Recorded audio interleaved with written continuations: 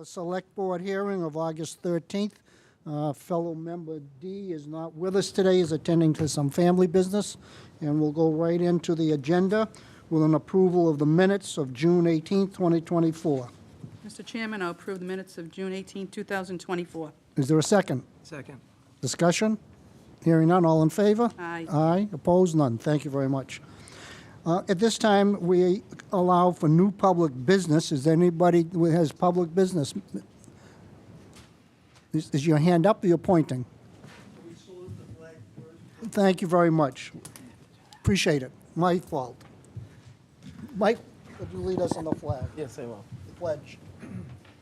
Pledge allegiance to the flag of the United States of America and to the republic for which it stands, one nation, under God, indivisible, with liberty and justice for all. Thank you, Mr. Bradstreet. We haven't met since June. I'm a little rusty, but that's no excuse. Now, new public business. Anyone with new Bill, please go to the podium. Introduce yourself. Bill Bradstreet, Town Meeting Member, Precinct 1. In the past, I had asked for town to look at some of my observations, see if something couldn't be done. And I only preface that with, just tell me you're working on it. Could I find out how along the line? One was the asphalt pad for the dumpster at the food pantry that I'd asked for in the past. The other would be the traffic island at Ash and Purchase Street, which, in spite of the flower box being put at the island, looks terrible. And the other one was about the silt in the mill pond. How are these three things coming along? Thank you. Thank you. Mr. Town Manager, is there any movement on the pad at? I believe in the past we told Bill we couldn't promise that we would be working on the pad at the food pantry. I believe the town engineer did update the board briefly on the mill pond at our June meeting as part of our broader water update. And we will take a look at the traffic island, Bill. I'll talk to land use tomorrow and see who, if anybody, is associated with that one.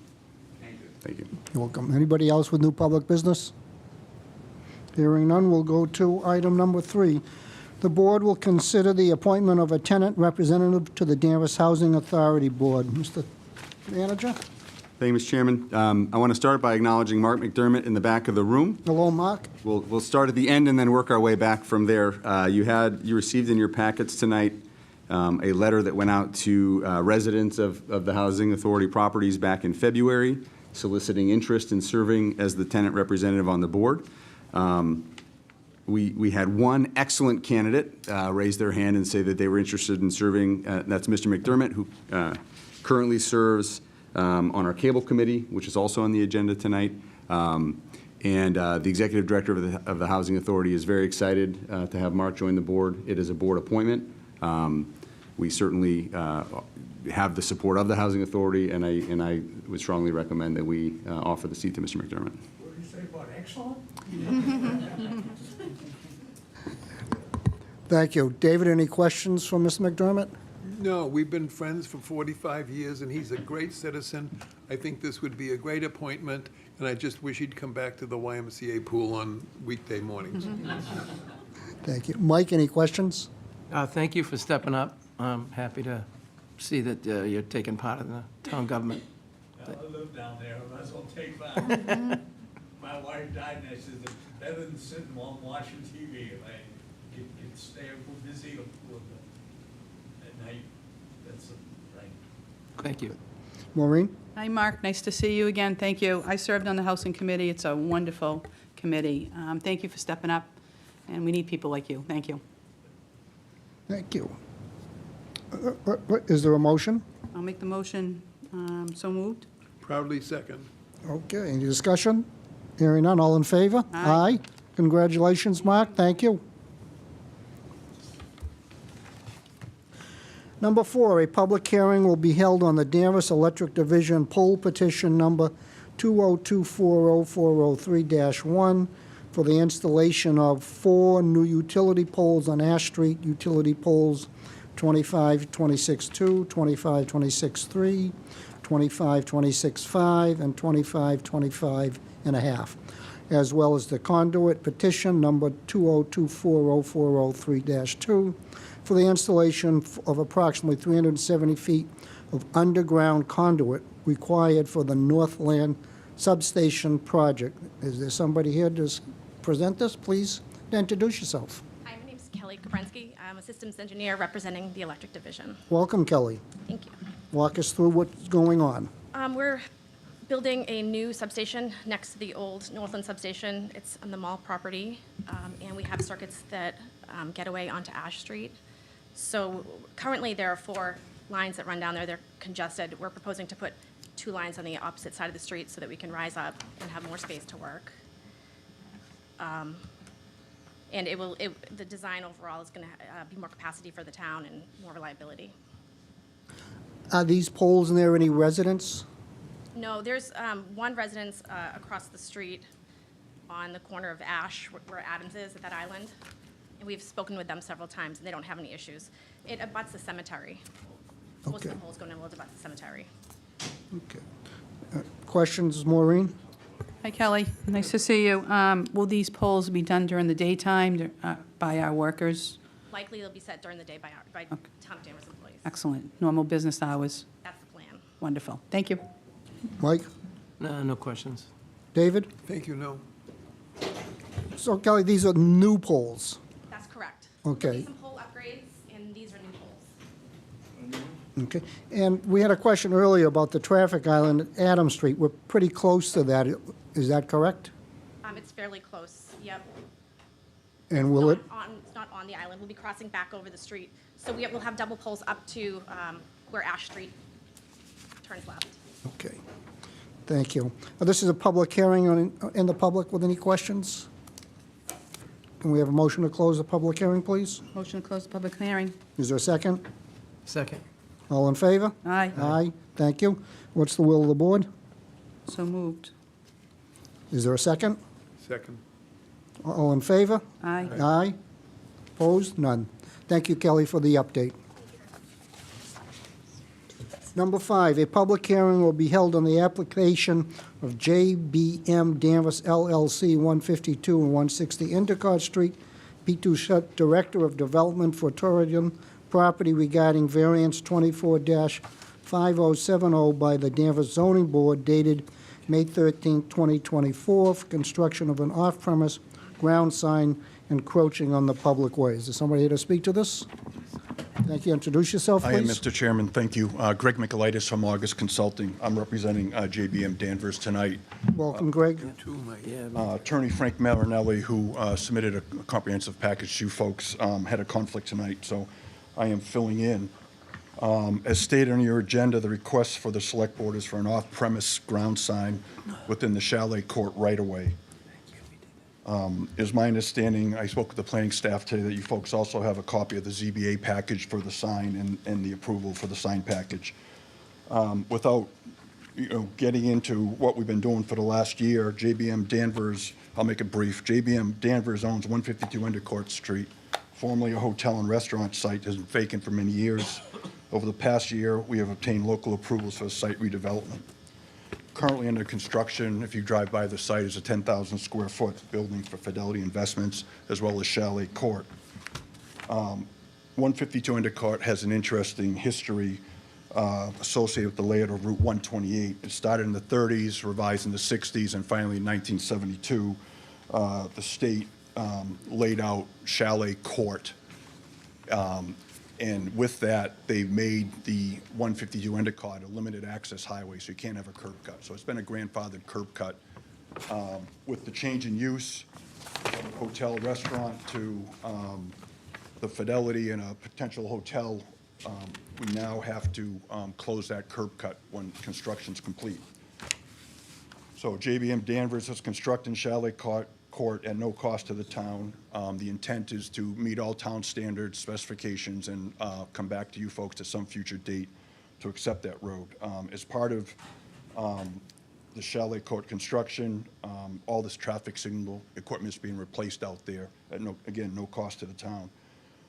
So as outlined in the ZBA application package and summary to the select board, JB and Danvers would like to install a ground sign at the intersection of Chalet Court and Endicott Street, as that's the only access point to get into 152 Endicott. This location at a signalized intersection will direct customers to turn into Chalet Court to get into the establishments at 152 Endicott Street. I'm happy to answer any of the questions. Just to clarify, this is for the entrance off of Endicott Street to get to the back, Correct. but you want to put a sign out front. Yeah, there's a fairly wide right-of-way along Endicott Street. When the state laid out, so this would be between the current driveway into the shopping center and between Salem 5. That grass area is all in the right-of-way. So we're asking for a ground-mounted sign. It conforms to all the town's standards as far as size. It's 10 feet high, 100 feet square feet, so it's more of a directional sign. It's not a large pylon sign. It's the only way to get into 152 Endicott when the construction's complete, so that people stop at that traffic signal will say, okay, we gotta come this way. But it's advertising Fidelity and Salem 5. Correct. Salem 5 is a separate building out front. It is. It's 160 Endicott. As part of the agreement with the abutter, they wanted to have placement on that sign. So there's three sign for 3 different tenants on there. For information for the board, I asked the clerk for a copy of the variance decision, and I'm going to read the finding. A little enforcement of the zoning bylaw would involve substantial hardship to the applicant. Granting this variance will not create a substantial detriment to the public good and will not nullify or degrade from the intent and purpose of the zoning bylaw, and the applicant shall apply to the select board for encroachment of a public way, and if approved, must file the variance and the approval letter from the select board at the registry of deeds prior to the issuance of a building permit. Well, this being asked to support the variance decision by the zoning board, and I think the vote was 4-1 on that. Any questions, David, or comments? No questions. I think that it's a necessary action down there to make the traffic smoother and to affirm and support the development of that property, which was so ugly for so long, and it sounds like a great project. Good luck to you. Thank you. Mike? No, everything seems to be in order. No questions, thank you. Maureen? No, I think it's good. And Aaron Henry, do you have anything to say about this at all? Through the chair, please, Maureen. Chair, I'm sorry. Thank you. You all set? As long as everything's been run by Aaron, we're good. I'll hold my comments. This is public hearing. Anyone in the public have any comments? Bill Bradstreet?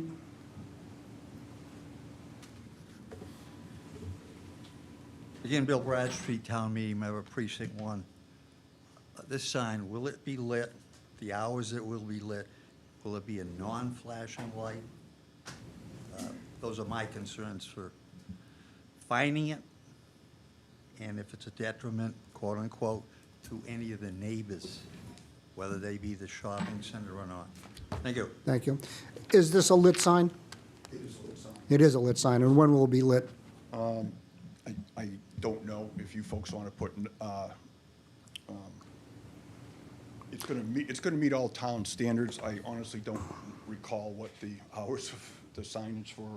Yeah, I don't think the ZBA mentioned the lighting. So I'd appreciate if with this passes that you update the clerk with the hours that it is lit and any other information about the power of the lights, whatever you call them, lumens. Anybody else in the public? Motion to close the public hearing, please. Make a motion, Mr. Chairman, to close public hearing. Is there a second? Second. All in favor? Aye. Aye, thank you. Before we vote, I appreciate the work being done there, the need for all the work to get the people in there, the upgrade of the traffic lights. I was out there the other day looking at it. I actually saw a hole in the ground. I got nervous that maybe you went and opened the ground without our permission, but that's not the case. It's in front of the traffic light, not back where it's supposed to be. So that made me a little happy. But there's so many signs on that corridor that I find it confusing as I'm driving. Am I supposed to read the signs? If I don't know where I'm going, the sign might be helpful, but it's very sign polluted, if you will, is my opinion. And it's just the nature of the beast with all the stores there, all the different entities. Everybody wants to get their signs out there. I'm going to be voting no for that reason. Can I have a motion, please? Move to approve the application as presented. Second. Any discussion? All those in favor? Aye. Opposed? One. Good luck, thank you. The board will hear from representatives of Massport regarding Logan Express, and that's been tabled till next meeting. The applicant's not here. The board will consider a vote to approve the Verizon cable service contract. Mr. Town Manager. Thank you, Mr. Chairman. I'd like to recognize a couple of people in the audience. Assistant Town Manager Jen Breaker and Coley Rybicki, the Chair of the Cable Committee. We also have other members of the Cable Committee in the audience tonight. But before the board tonight is a request to approve the outcome of a negotiation between the Cable Committee and Verizon, which is one of two service providers in Danvers. We're also joined tonight, I see hiding back there, Greg Dolan from DCAT, the Executive Director of Danvers Cable Access Television. And the proceeds from this contract underwrite and support the work that DCAT does in providing coverage for a lot of public interest in town and school meetings and events. So I would invite the chair, if you'd like to say a few words, Coley, to the microphone.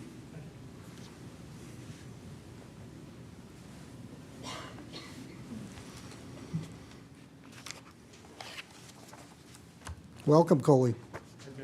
Good evening, Select Board, town officials, and the town of Danvers who may be viewing this meeting tonight.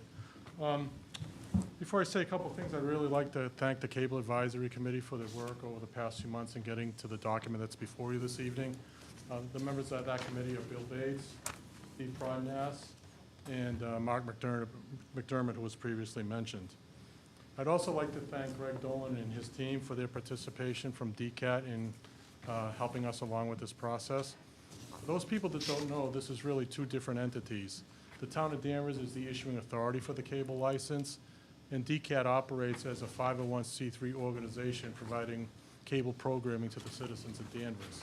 So they do the day-to-day, we're the funding authority, and I think this past year we've really had a healthy discussion, meaningful discussion, and great cooperation in getting to where you are today. The Select Board will get a couple of follow-up items in the coming weeks after you pass this tonight. One of the items is, in our current contract, is a request, or what was in the contract was a high-definition channel to be provided to DCAT. We would like to get that before the board and off to Verizon before the current contract expires. So in conversations with Jen Breaker, we hopefully will get that on your September agenda. And then the other request we're going to make is part of the current contract. Verizon has to keep records of customer complaints for a period of 3 years. That request has never been submitted by the Cable Committee, so I'd like to go ahead and make that request just so we can see what's there. I don't think it's fair that they have our constituents complaining to them, yet we have no visibility to it. So I'd really like to see the Cable Advisory Committee get visibility to whatever Verizon is holding, and per the contract, they have to hold it for a period of 3 years. On a final note, I'd really like to thank Assistant Town Manager Jen Breaker for guiding us through the process and keeping us in line. And with that, no further questions. Oh, yeah. One other thing we found as we moved through the process this year, thanks to Mark, Verizon does offer a Verizon's discount to veterans, but the veteran has to approach Verizon directly with document, what number, Mark? 214. 214. Mark's been through the process, but just wanted to make veterans in the community aware that if you approach Verizon, you might be able to get that. And not a promotional announcement, but I just think it's a benefit that can be made. No, that's helpful for people to know that. Thank you. A couple of quick questions. You said the high def, so I figured out what HD is. What is SD? Standard definition. Standard definition as opposed to high definition. Okay, thank you. And under sub 54.1, Verizon will pay the town 4% of its gross annual revenue. How does DCAT get their funds? They get them directly from the town. So it goes to the town and then to DCAT? Gives it to us, and then we give it to the town. Okay, thank you. Maureen, any other questions? No, you hit what I wanted to hit too, and looks like an attorney, the attorney reviewed it, and he said, in my opinion, it meets the town's reasonable community cable-ready needs. So that's my first thing, is has an attorney reviewed it for Okay. us, and I like how they pay us. That's good. Thank you. David? Just wanted to thank Coley and the committee and Jen and DCAT for dealing with this most grossly boring topic. I was on the first Cable Advisory Committee in Danvers, and I'm glad I'm not there anymore. Thank you, Coley and colleagues. Mike? From what I could read, it appears everything went really well. The town seemed like they came out on top. The performance bond, is that the life of the contract? Is that what that's about? That's what that's about. Okay. All right. Thank you. All right, all set. Can we have a motion? Well, I'll make a motion to approve the Verizon cable service contract. And can we add with a thanks to the committee? And thanks to the committee. Second. The second, any discussion? Hearing none, all in favor? Aye. Aye, opposed, none. Thank you. Thank you to the committee for your work.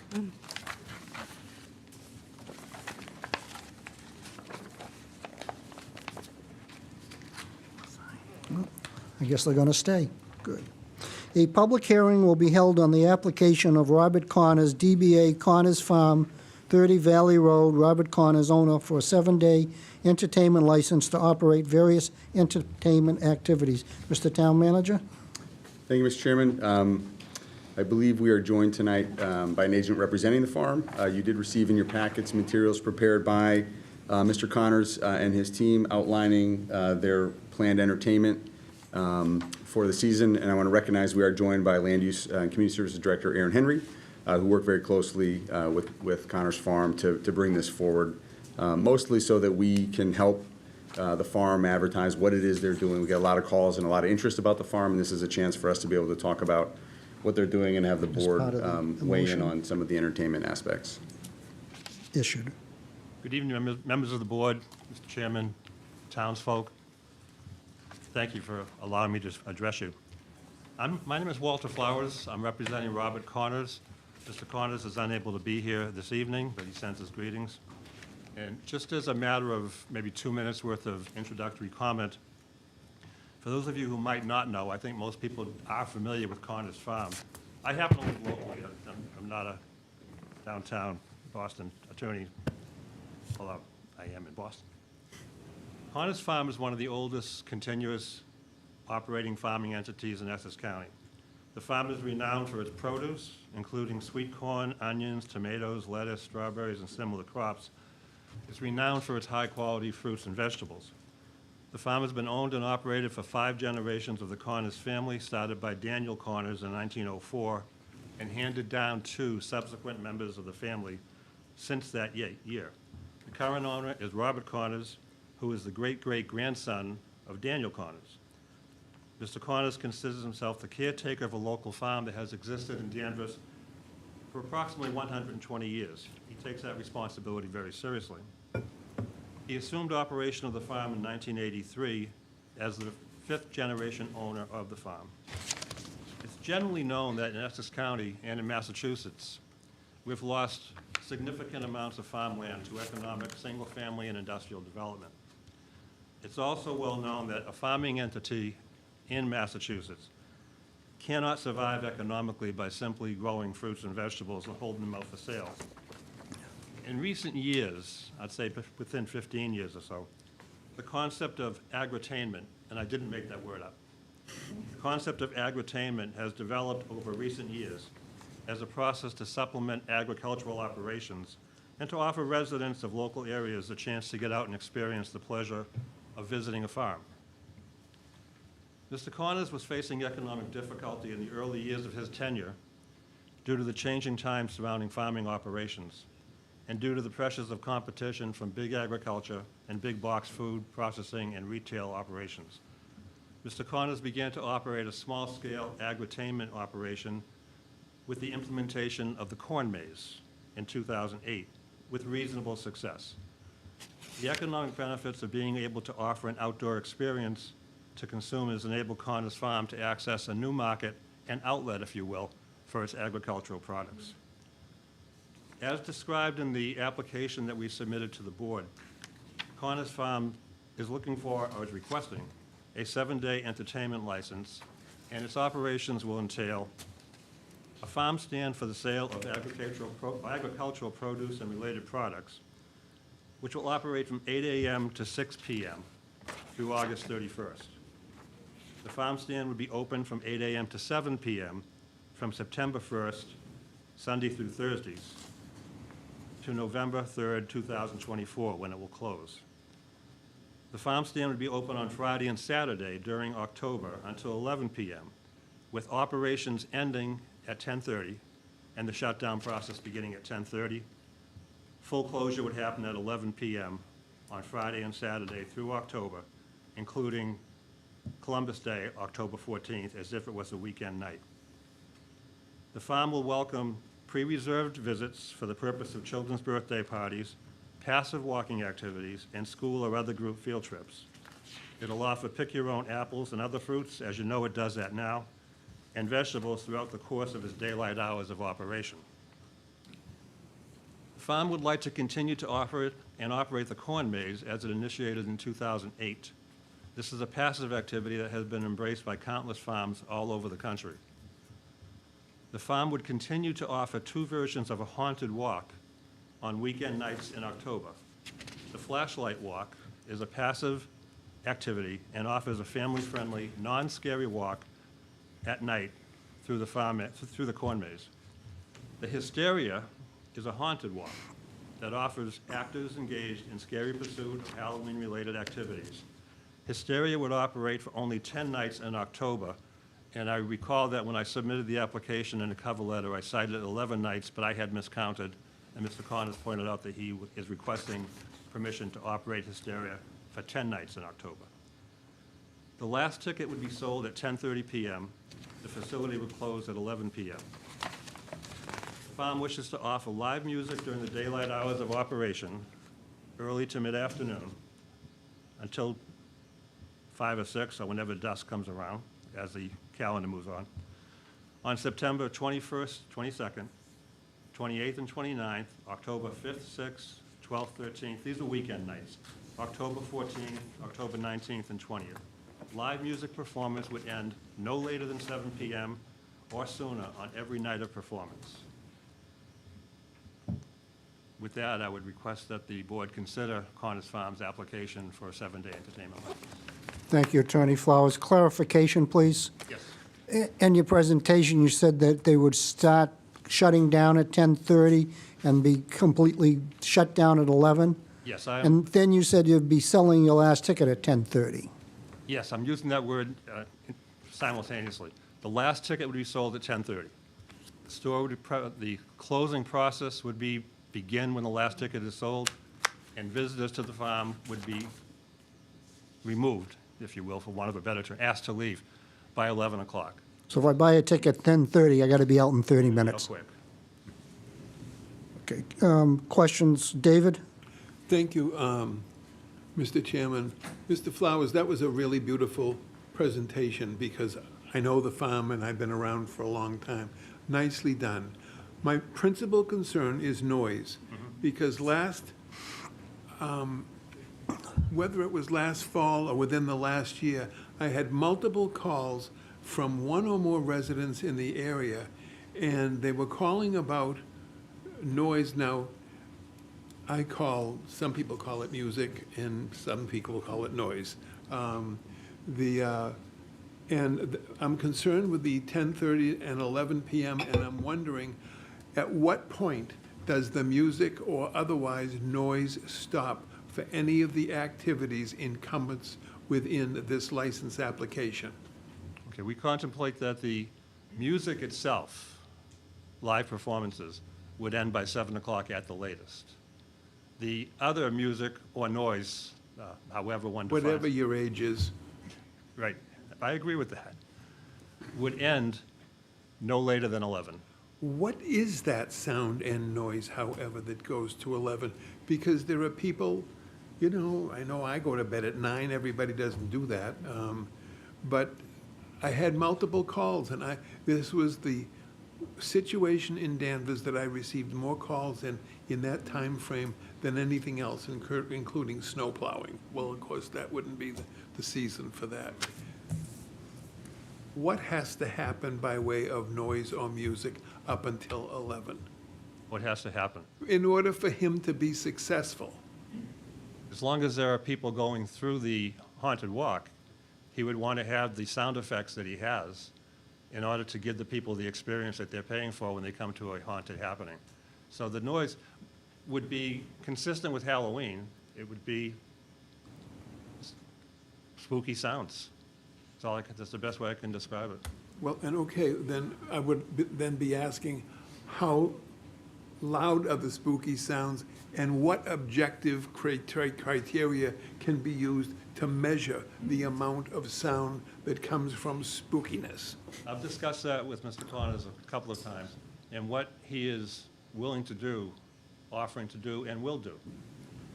If townsfolk complain to the board or to him directly, he is committed to taking sound readings. He'd have decibel readings, and I'm not a sound engineer, so I can't tell you what a reasonable level of sound readings would be.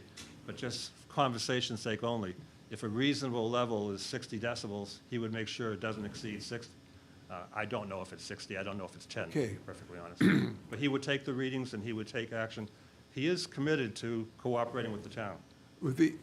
And I respect him and I respect this project. However, at the time that I made calls and was trying to follow up on citizen complaints, Mr. Connor's response was reported to me as not being particularly responsive, and I believe we had some police cars go up there and ask them to turn it down. So I'd like to, before I say anything further, I'd like to, listen to my other board members and perhaps audience discussion related to the project as a whole, but particularly to the sound issue. Thank you. Great Thank presentation. you, I appreciate that. Mike? Just a couple of questions. Is there any extra security, whether it's security personnel or detailed police officers after dark? Yes, there is. I was looking for Michael Panetta, who is Bob's security guard, security director, who is planning on attending, but he's not here yet. I'm sorry. Step right out. When did you come in?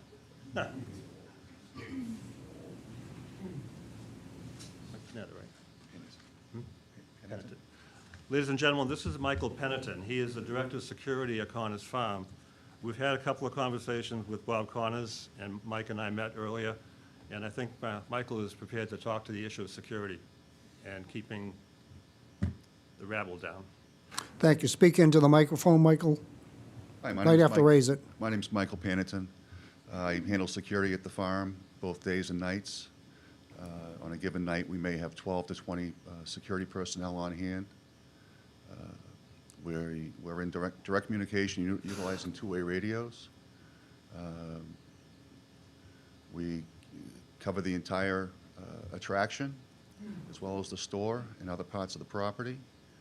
I'm Do free to you answer any folks have questions. some basic medical equipment, too, for... First aid kits, and we have, Okay.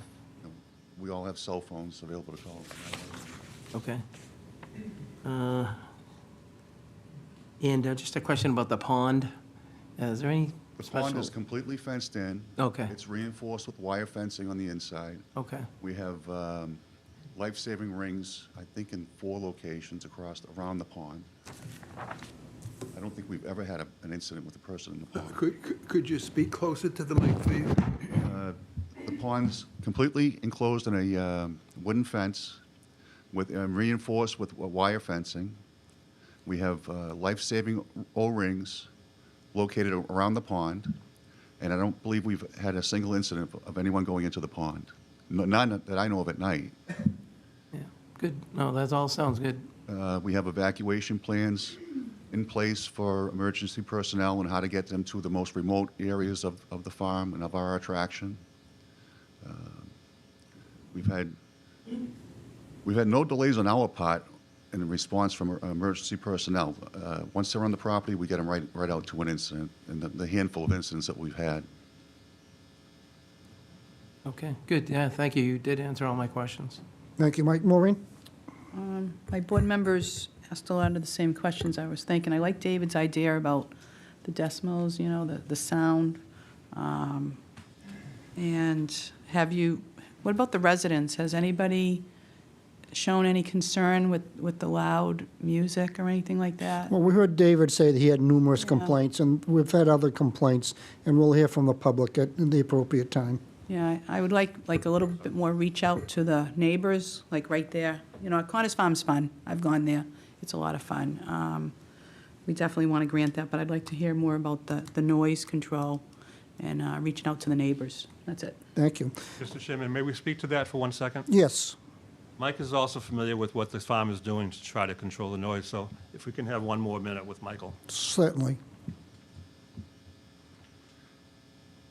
We did have Danvers Police come to the property on October 21st of '23, and they presented a noise complaint. We, within minutes, went throughout the neighborhood, drove around. I did it personally. Drove around the neighborhood, got out of my vehicle, and listened for noise. I used a noise app, a noise meter app on my phone, and the noise that was discernible was minimal. Granted, there were mitigating factors, but you really had to listen very hard for any presence of the farm activities.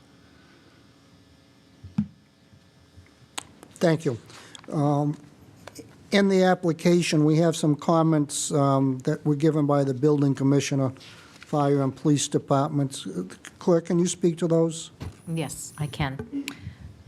What we normally do is reach out to the building inspector, the fire department, the police department in a situation like this where there is entertainment potential. The building inspector, I spoke with him the end of last week, and his comments were somewhat related to the stage. The applicant was proposing that the live entertainment be on top of the loading dock they've got a diagram there for that. The building inspector has some code-related questions and concerns, so he's looking for a code review be required to be performed by an architect to identify any potential code violations and any remedies in order to move forward using that loading dock. For example, he said to me, railings are required in a situation like that on a stage, as well as potential fire issues, egress, entrances, that kind of thing. So you can't just use a loading dock. He was not against potentially using another piece of the property for the live entertainment piece. I'm not quite sure what your options are with that. But in addition to the building commissioner's comments, the fire department as well as the police department, that the access road, in one of the diagrams here, you've given us an access road that goes around the whole property. The fire department as well as the police department says that that access road must remain open at all times for emergency vehicles. And then the fire department and the police department would like to do a walkthrough prior to address any safety concerns prior to any operation. So based on what the building inspector is saying, the loading dock may not be the best location for the live entertainment component. May I address that? Certainly. In talking with Mr. Connors, and when I drew that drawing, which was not to scale, that was my best attempt. Yes. however rough. Bob thought that the music would either be on the loading dock or in that little rectangle that I put the yellow arrow at. If you're looking at the drawing, it'd be to the left of the loading dock. On this? Yeah. If you look at the loading dock, there is a gap, like an alleyway, a big alleyway. He thought the music could be in there. Just to the left, if you're standing on the dock, you'd be looking to your left. Is that right? And the point is? Point is that Mr. Connors is not committed, cast in stone, if you will, to putting the band on the loading dock. He could put it to the side of it or in front of it, wherever the town might prefer that he puts it. Okay, thank you. Okay, thank you. This is a public hearing. Anyone in the public with comments or questions? Ma'am, go to the microphone, introduce yourself. Please, folks, don't repeat what other people are saying.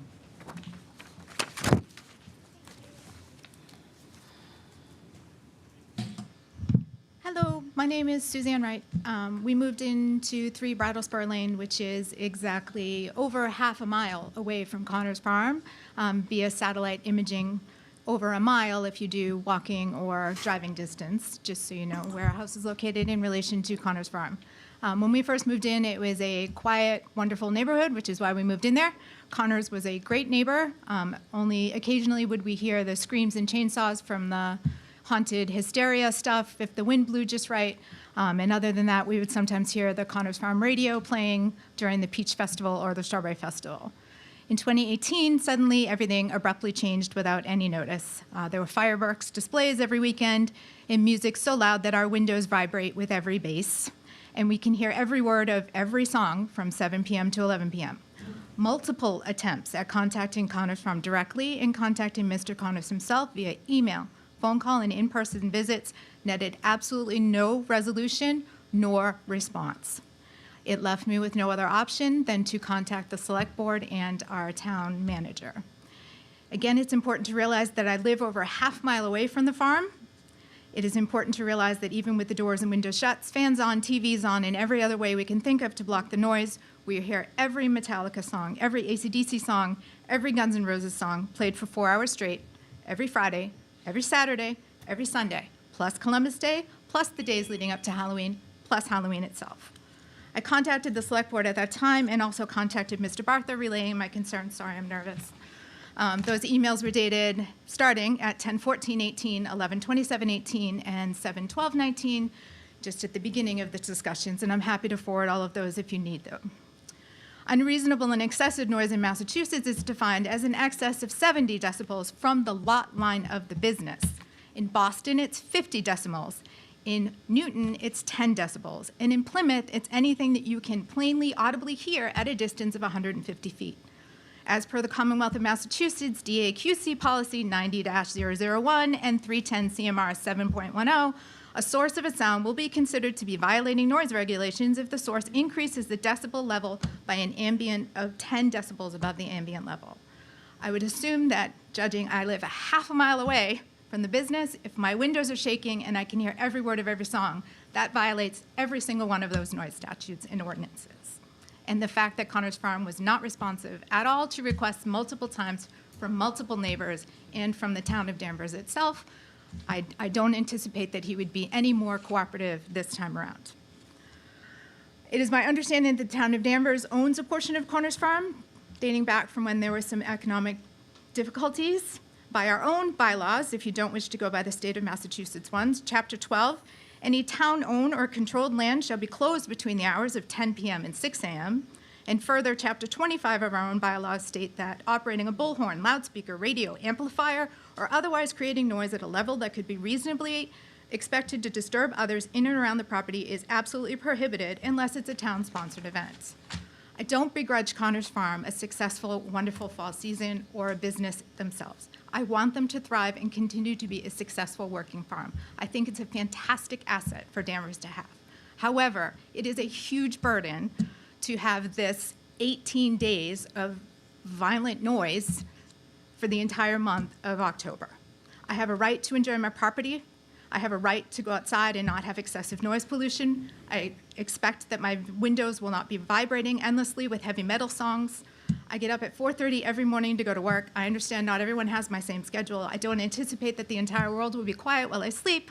However, having 5 hours of hard rock in my ears for 18 nights every October is excessive. I traveled back from vacation to be here tonight. I'm so nervous. I don't do public speaking well. But I hope that you will take into consideration the detrimental impact that granting this permit will have, and I ask that you do not grant this permit. Thank you very much. Thank you. Anybody else? May I? Coley? Mr. Let's Chair- hear the public first, David. Okay. No, Coley Rybicki. Are you Coley? Yes. He is. Thank you.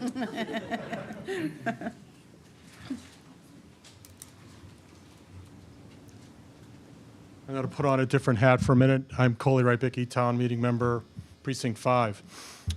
One thing I haven't heard about tonight, and it may be in the information, but my concern is I haven't seen a traffic plan or heard anything about traffic up there.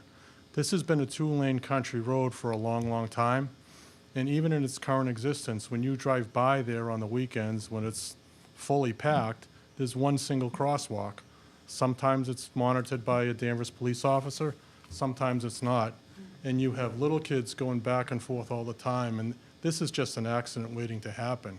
And I think with the expansion of the hours and the expansion of the people and the entertainment, et cetera, it's just gonna draw more people in, which, hey, I'm for a farm being successful. They're disappearing around here. But I think that for safety's sake and traffic's sake, there's gonna be an increase in traffic. It's a two-lane road. It's not really well lit. There's no crosswalk lights, and I think some consideration has to be given to that part of the program. Thank you. Sir?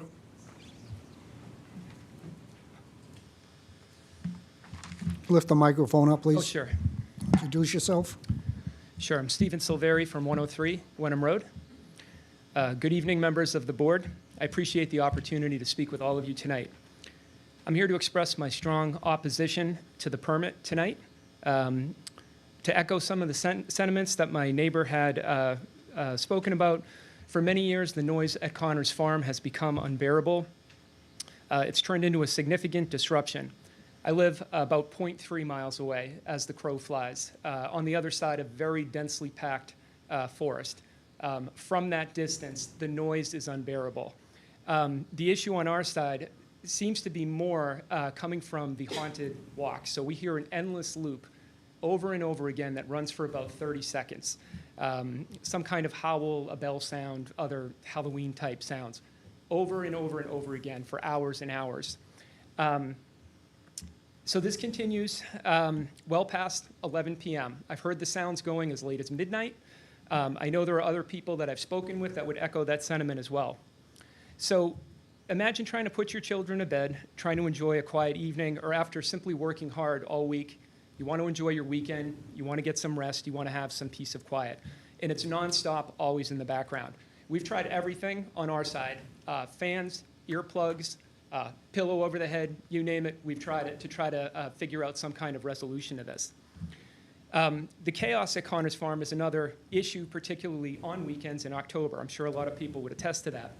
So in a small country town like this, narrow country roads, the sheer volume of traffic tends to overwhelm the infrastructure in the area.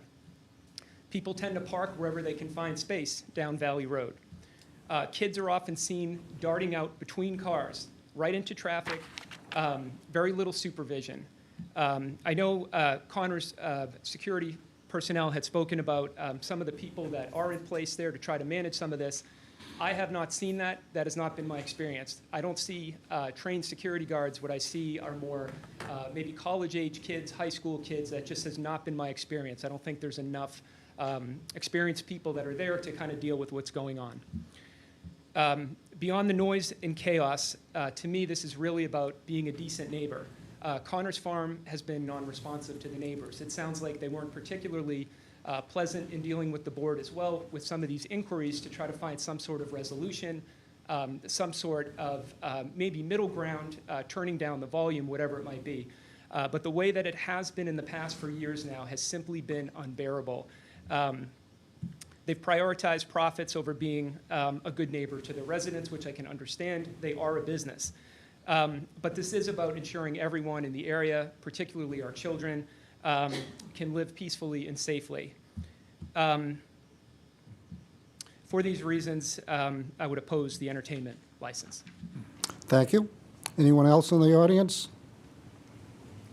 Please wait to be recognized for your jump up. But go ahead, you're already here. Introduce yourself.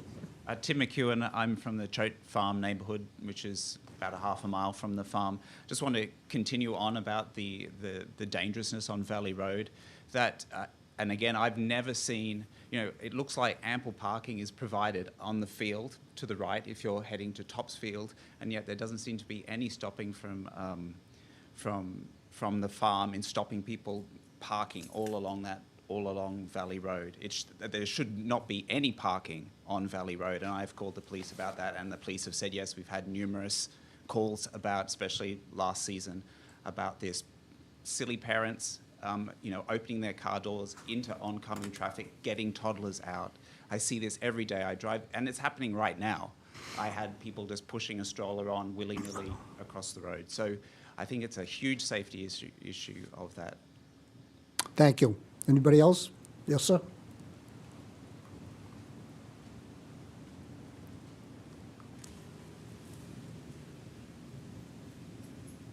Good evening. My name is Mark Donovan. I live at 8 Valley Road, less than a quarter mile from the farm itself.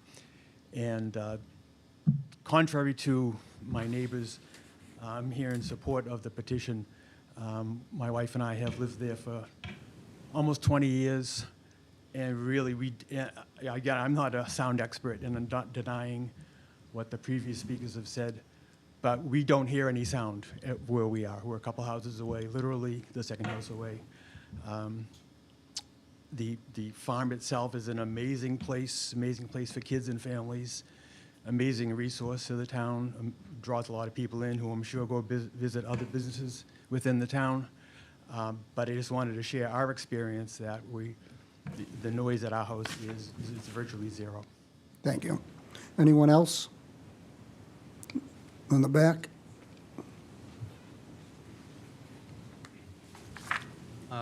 Good evening, board members. I'm Jeff Sauer. I live at 450 Locust Street. I'm a direct abutter to the farm, and I'm also on the Zoning Board of Appeals for the town. As you know, and as I know, dealing with the public and dealing with variances, special permits, licenses is a balancing act, balancing the needs and wants of the different parties.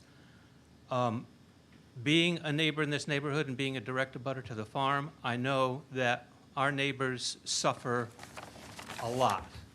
We are asked to put up with a lot. Traffic backs up down Locust Street past the Unitarian Church on these weekends in October. The noise goes till 11 or 12 at night. I am not against Connors Farm making a buck and having a successful business. I'd much rather have the farm there than a housing development. I think I share that with all my neighbors. But asking us to go to 11 o'clock when he is jam-packed from morning to night and wants that extra hour at the end of the day, I think is just an unreasonable ask in balancing the needs of the neighbors versus the business. Thank you. Somebody else in the front? Yes, sir.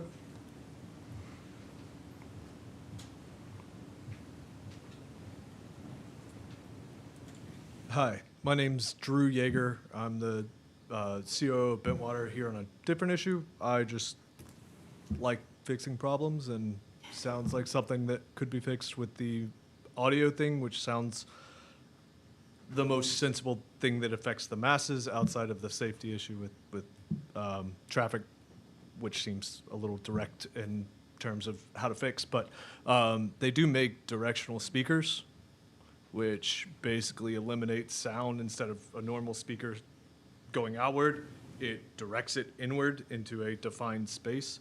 And once you get outside of that beam, you basically can't hear it.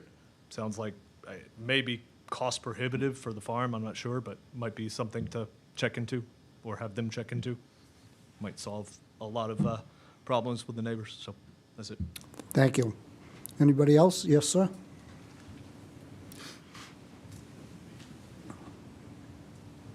Good evening, Brian Spencer. I live on Lakeview Avenue. Good neighbor right here.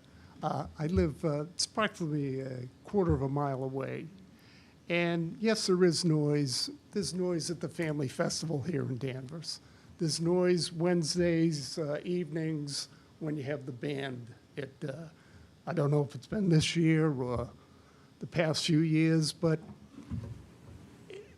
it's decibel-wise, like Mike had mentioned, it's well within 60, 70 decibels. And it's not every day, it's not every night. There is a peak season. It's centered around the Columbus Day timeframe in the back up to do with the traffic that Mr. Sauer mentioned.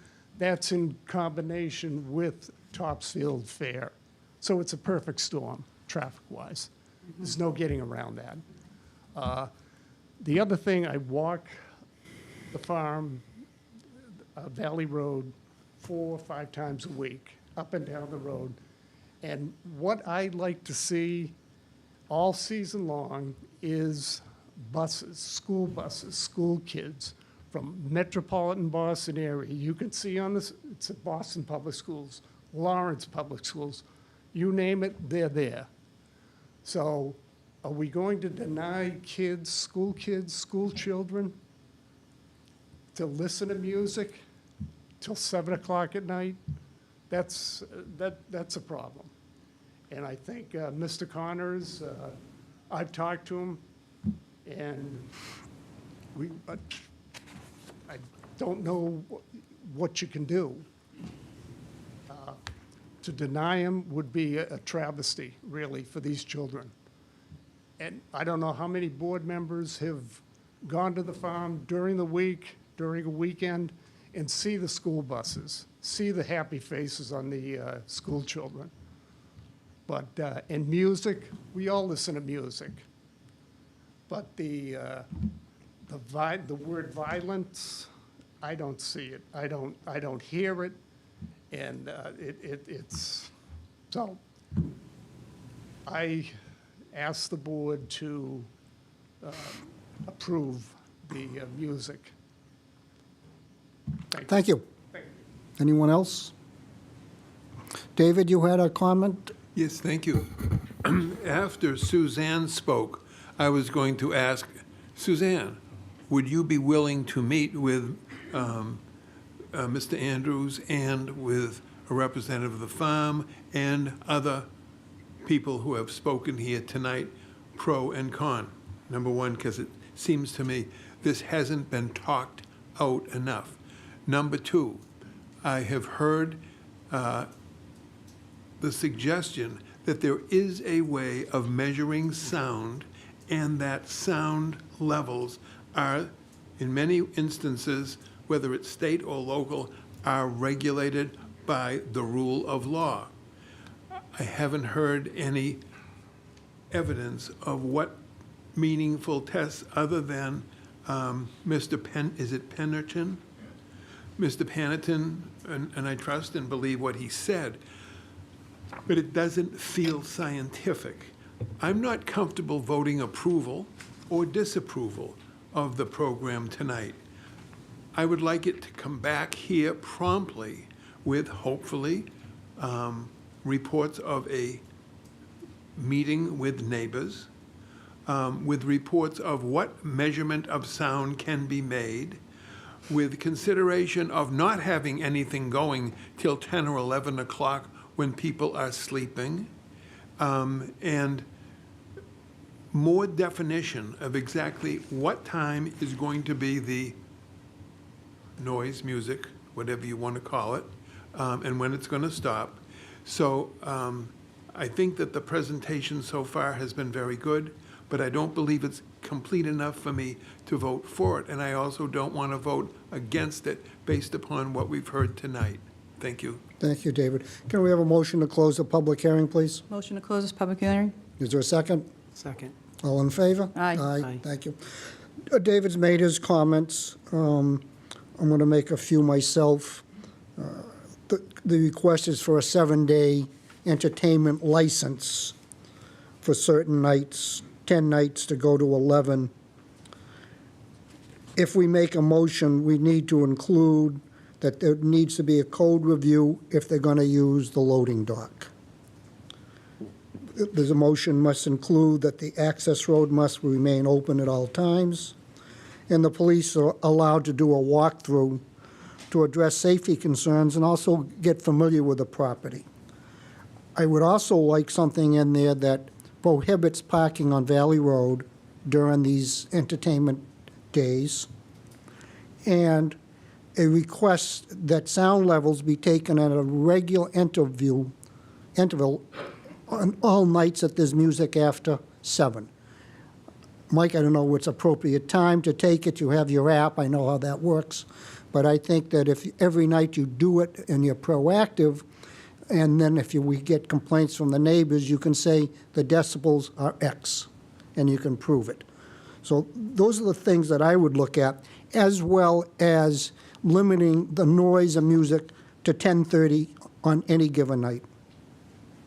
Maureen, any comments and questions? Well, I like what David had to say. I don't want to vote for it or against it, but I have concerns too for the residents. Concern with the traffic, the safety, no parking on the side of the roads. Parking should be in designated areas. I'm not too thrilled with the time either, Dan, with you. You're being generous. I was going to say 10, and I don't know so much on Sunday. I'm thinking 6 days, not 7. But I like what David had to say about talking with Suzanne. Suzanne, you did speak very well, too. But I think we need to talk about the new Just noise a control.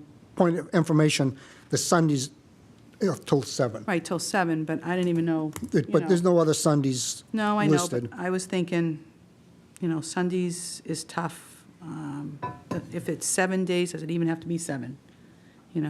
Could it be 6? Sundays is usually, to me, family time. People want to rest before the work week. But I don't, I wouldn't be objective to looking at that, but maybe a shorter period of time, but not the 11 o'clock. That's too late for people. Mike? Yeah, some good points have been made by a lot of people here tonight, and some people up here. The traffic in the roadway problems are real. Yeah, I go down that road, and the crosswalk is a problem. People do step right out there. I think so. More has to be addressed on that. The parking can't happen on the road. It's too narrow. And probably more on either end of the road, more notification that it's time to slow down. People get really going. I don't think the music should be going after 7, so the residents, can live. And even on the weekend nights, there's got to be something going on there to calm that down. We can't just have everybody. We want the business to do well, and it's 7 days, but it's got to be toned down a little bit more. 10 is. For the loud music, it's got to. I think it probably be 9 o'clock. I know that sounds awful, but people are living. People, are living right there. You can't just have this blaring music going. So I guess I'd be looking to have this thing. I can't vote for or against tonight. Thank you. Mr. Flowers, if you could go back to the microphone. Attorney Flowers, excuse me.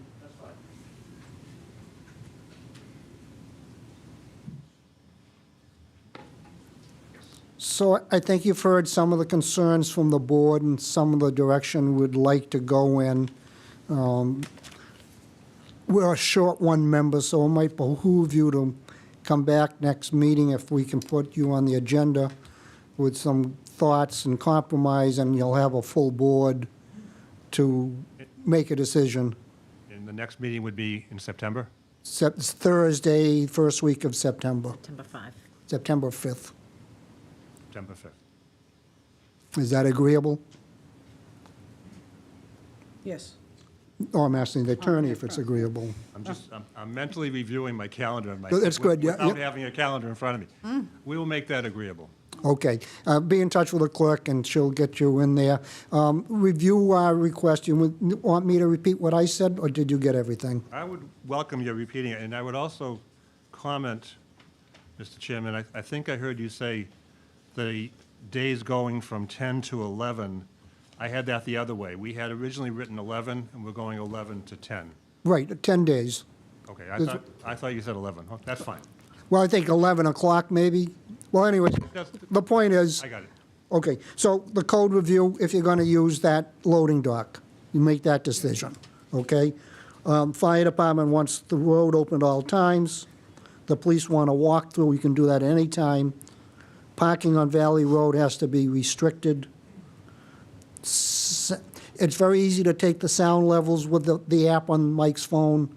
I recommend that as a good idea so that during the entertainment, you know where you're at and you can respond to the customers or the neighbors' complaints. In a moment, please. Okay, anything else? As far as the hours, we're going to have to hash that out. I don't know if you have a compromise for Mr. Connors. I'd have to discuss that with I him. know, I realize that, yeah. So we'll hear from you when you come back. If I can make one more comment to the board, I think I heard it said that, maybe I didn't hear it correctly, that you were thinking we're asking for Sunday to 11, we're not. And I clarified that. okay, and there'd be no haunted happenings or hysteria or whatever on Sunday, it would just be Friday and Saturday. Okay, thank you for that clarification. Okay. You had a comment, Coley?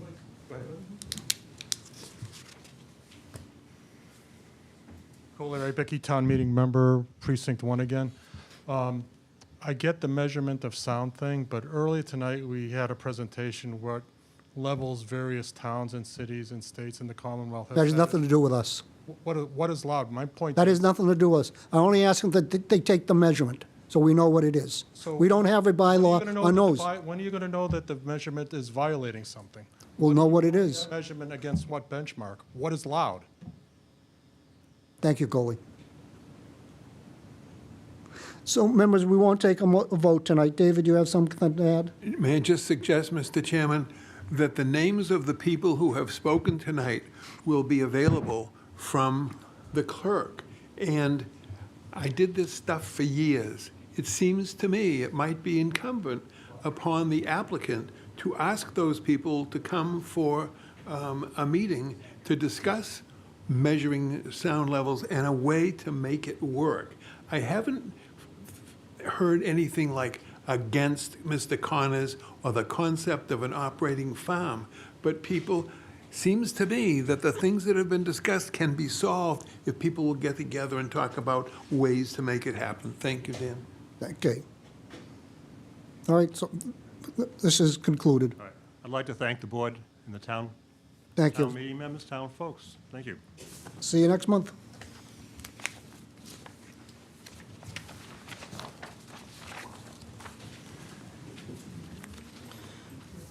The board will consider a first-time banner application by the Danvers Community YMCA, Suzanne Mulder, manager for a family movie night to be hung over High Street from September 9 to 15, 2024.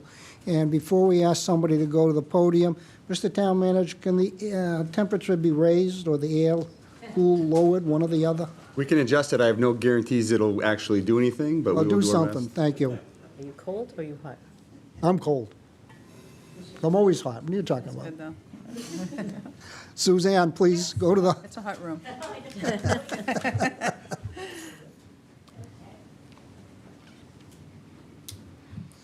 welcome. Well, thank you, Chairman, and the rest of the board. I'm Suze Malik. I'm the Outreach Director at the Danvers YMCA. And a little bit of background, if I may, as well, that the YMCA, in case, since I know this will be on TV as well, if you aren't familiar with us, we're at 34 Pickering Street, because I know some people say, where are you? And also, we are doing a major renovation project, which we are hoping to open portions of that coming up in early October, maybe end of September. So we invite the community to come and visit our YMCA, or actually your YMCA, which is there to serve the entire community of all ages, which is what a lot of our changes are being made. And so part of that is also providing community events. And we, throughout the year, we put on different events for the entire community to come and join us for free. And we love, educating the community, bringing families together, because we feel that has shifted a little bit in the world, right? And community, people are running in different directions. And the YMCA, at the YMCA, where I grew up at a YMCA north of Chicago, is that it's a place for everybody to come of all ages and all communities, all backgrounds, no economic restrictions to come to the Y. And so these community events are really to bring everybody together. So we hope everyone will come and join us to just come and see your Y and come and join us for some of our community events as well. One of the events is being put on actually by our swim team, the Dolphins. And last year they put on an event. It was a big, fun movie night. We got the police involved, the fire department involved, and we had a lot of different activities at the Y. So this year what we wanted to do is, rather than just having it be a swim team event, we wanted to open it up for the entire community. It's perfect timing because school will be starting. It's the second week that school's in session. The event is Friday the 13th, so nothing scary happening. It's a great way to celebrate. So we're going to have food trucks. We're going to have bouncy houses. We're going to have different community games going on, and then finish up. You can either come and just join us for dinner and some of the fun games, crafts, face painting, your usual community fun, family fun, or then come and watch a movie with us as well. So we have a giant screen, Jumbotron, that's going to be on the side of our pool, and we invite everybody to come and enjoy a picnic on the lawn and then come and watch the film with bug spray, please. So what we're looking to do this time is put a banner across the street in the center of town, and we're looking for your approval of that so that we can find ways to let the community know about events, because it's hard sometimes, especially in the summer, to reach the entire community and share what's going on. So we hope you will help us as a town partner in promoting this event and allow us to also put a banner across the road. Thank you, Susan. What time is this event happening? So the activity starts at 4 o'clock, where they'll be able to come and enjoy the food trucks and all the different activities, and the movie will start promptly at 7 o'clock. Okay, very good, thank you. And I think I had a picture of the banner, not completely finished, but if you would like that, I can hand one out to everybody as well. Is the application in order, Madam Clerk? It is. I think I'm still waiting on an insurance bond, but I may have missed that come in, but we can get that. Yeah, I'll forward that, because I think they did it for an entire 12 months. Okay. So I'll get you a copy. Thank you. Okay, thank you. Questions, Maureen? Suzanne, I love the YMCA. I think it's another hidden gem that we have in our town. John Soames, the executive director, and Meredith Anderson, and Deb. I mean, everybody's invested. They've lived here. They've worked there for years. They do great things for the kids. What is the movie going to be? Do we know yet? Well, we had a little shift, so what I will hand out to you says Moana, but unfortunately that's being, they're showing it at the Topsfield Fair, so we decided to go with Luca. Terrific, good, Which excellent. fits with the swim team, with water, so also, so that'll be good. No, I think I'm in full support of this. Thank you. Thank you. Mike? No questions. I support it. Thank you. David? Everything Maureen said, ditto. Hi, Suzanne. Hello. You two must know each other. Regular basis, I'm always amazed at the people who are there every day, and thank you for coming to the Y. What's the will of the board? So moved. Is there a second? Second. Any discussion? Hearing none, all in favor? Aye. Aye. Good luck, Suzanne. Thanks for coming. Thank you. See you in the morning. A public? No. We're fine, thanks. Thank you. A public hearing will be held on the application of Danvers ICL 2 LLC DBA Kia North Danvers, 181 Newbury Street, Danvers. Joseph Alaf, President for Class 1 dealer's license at that location. Is there someone to speak to this? Please go to the microphone and introduce yourself, sir. Good evening, members of the board. I am Marshall Jesperson. I am the dealer of Honda North and soon to be Kia North at 181 Newbury Street. And we are applying for a Class 1 dealer license. We've had one there before. To sell Kias. To sell Kias, yep. Sell Kias, used cars, service, and parts. Okay. Is the application in order, Madam Clerk? Paperwork is in order, yes. Okay. Questions, David? Nothing, thank you. They've done a great job through the years with Honda and everything Mr. Jesperson has been connected with. Thank you. Thank you. Mike? No questions. Everything sounds good. Maureen? I'm all set. Public hearing, any questions from the public? Hearing none, can we close the public hearing, please? Move to close. Is there a second? Second. All in favor? Aye. It's the will of the board. So moved. Is there a second? Second. Discussion? Hearing none, all in favor? Aye. Good, sir. Good luck. Thank you, sir.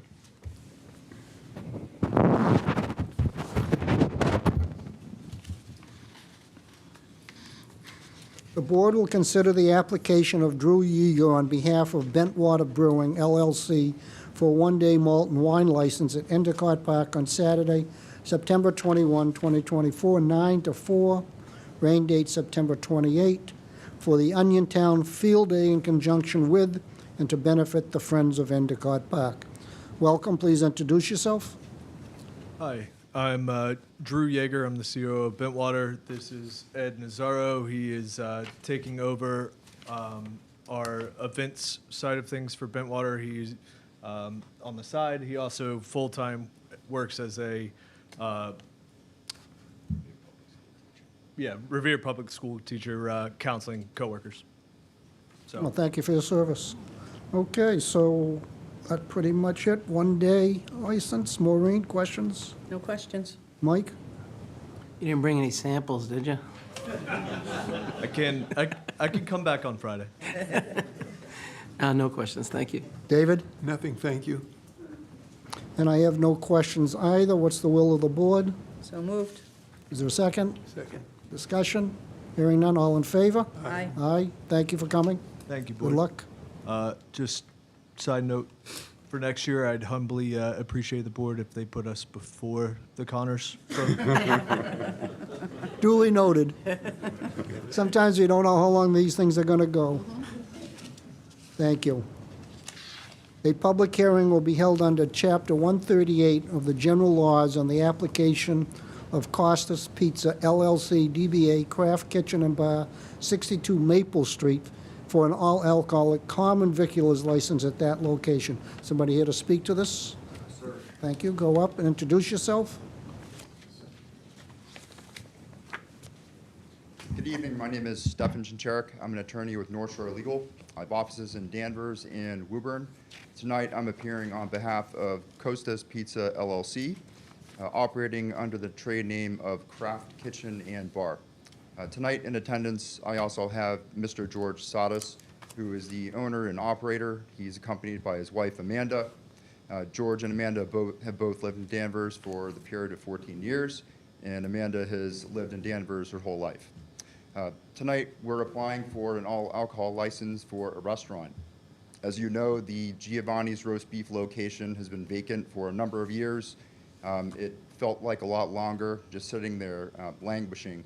And George is a former owner and operator of Linfield House of Pizza, which successfully operated a quick pizza and sub-restaurant in Post Office Square in Linfield for a number of years. Restaurant is a family business for Mr. Sadas. He started working under his father at a very young age. The Linfield House of Pizza was transferred last year, and Mr. Sadas decided, as a Danvers resident, he wanted to bring his experience and his talents as a restaurateur to Danvers and the community which he has lived, and he's going to remain for a while. We believe that this project can bring considerable value to downtown Danvers with the Maple Square project and the revitalization of Maple Street.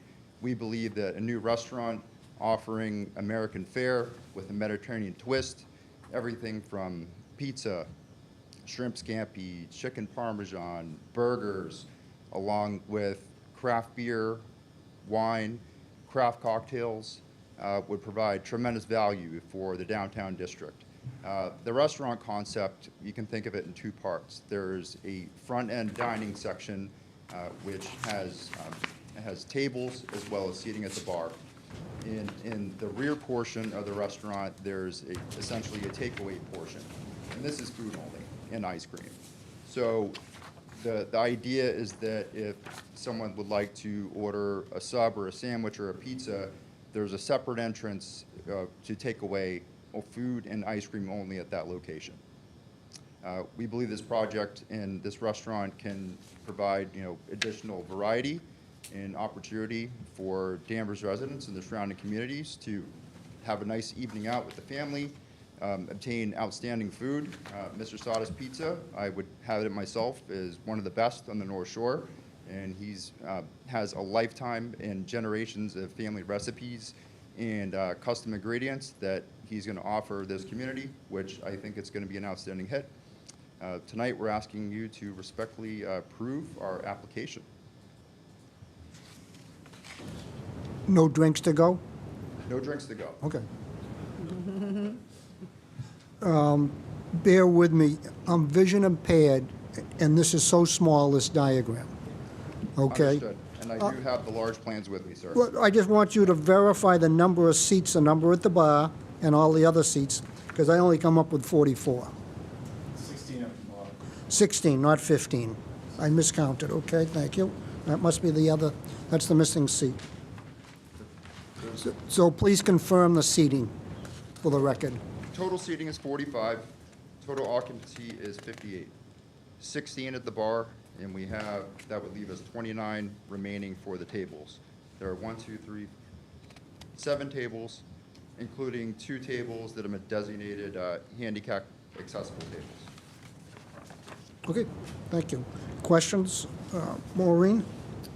Well, we want to promote businesses, and it's nice that the wife's been here, lived in Danvers all her life, and it sounds like the family's been generation after generation, so congratulations with that. What are the hours of operation going to be?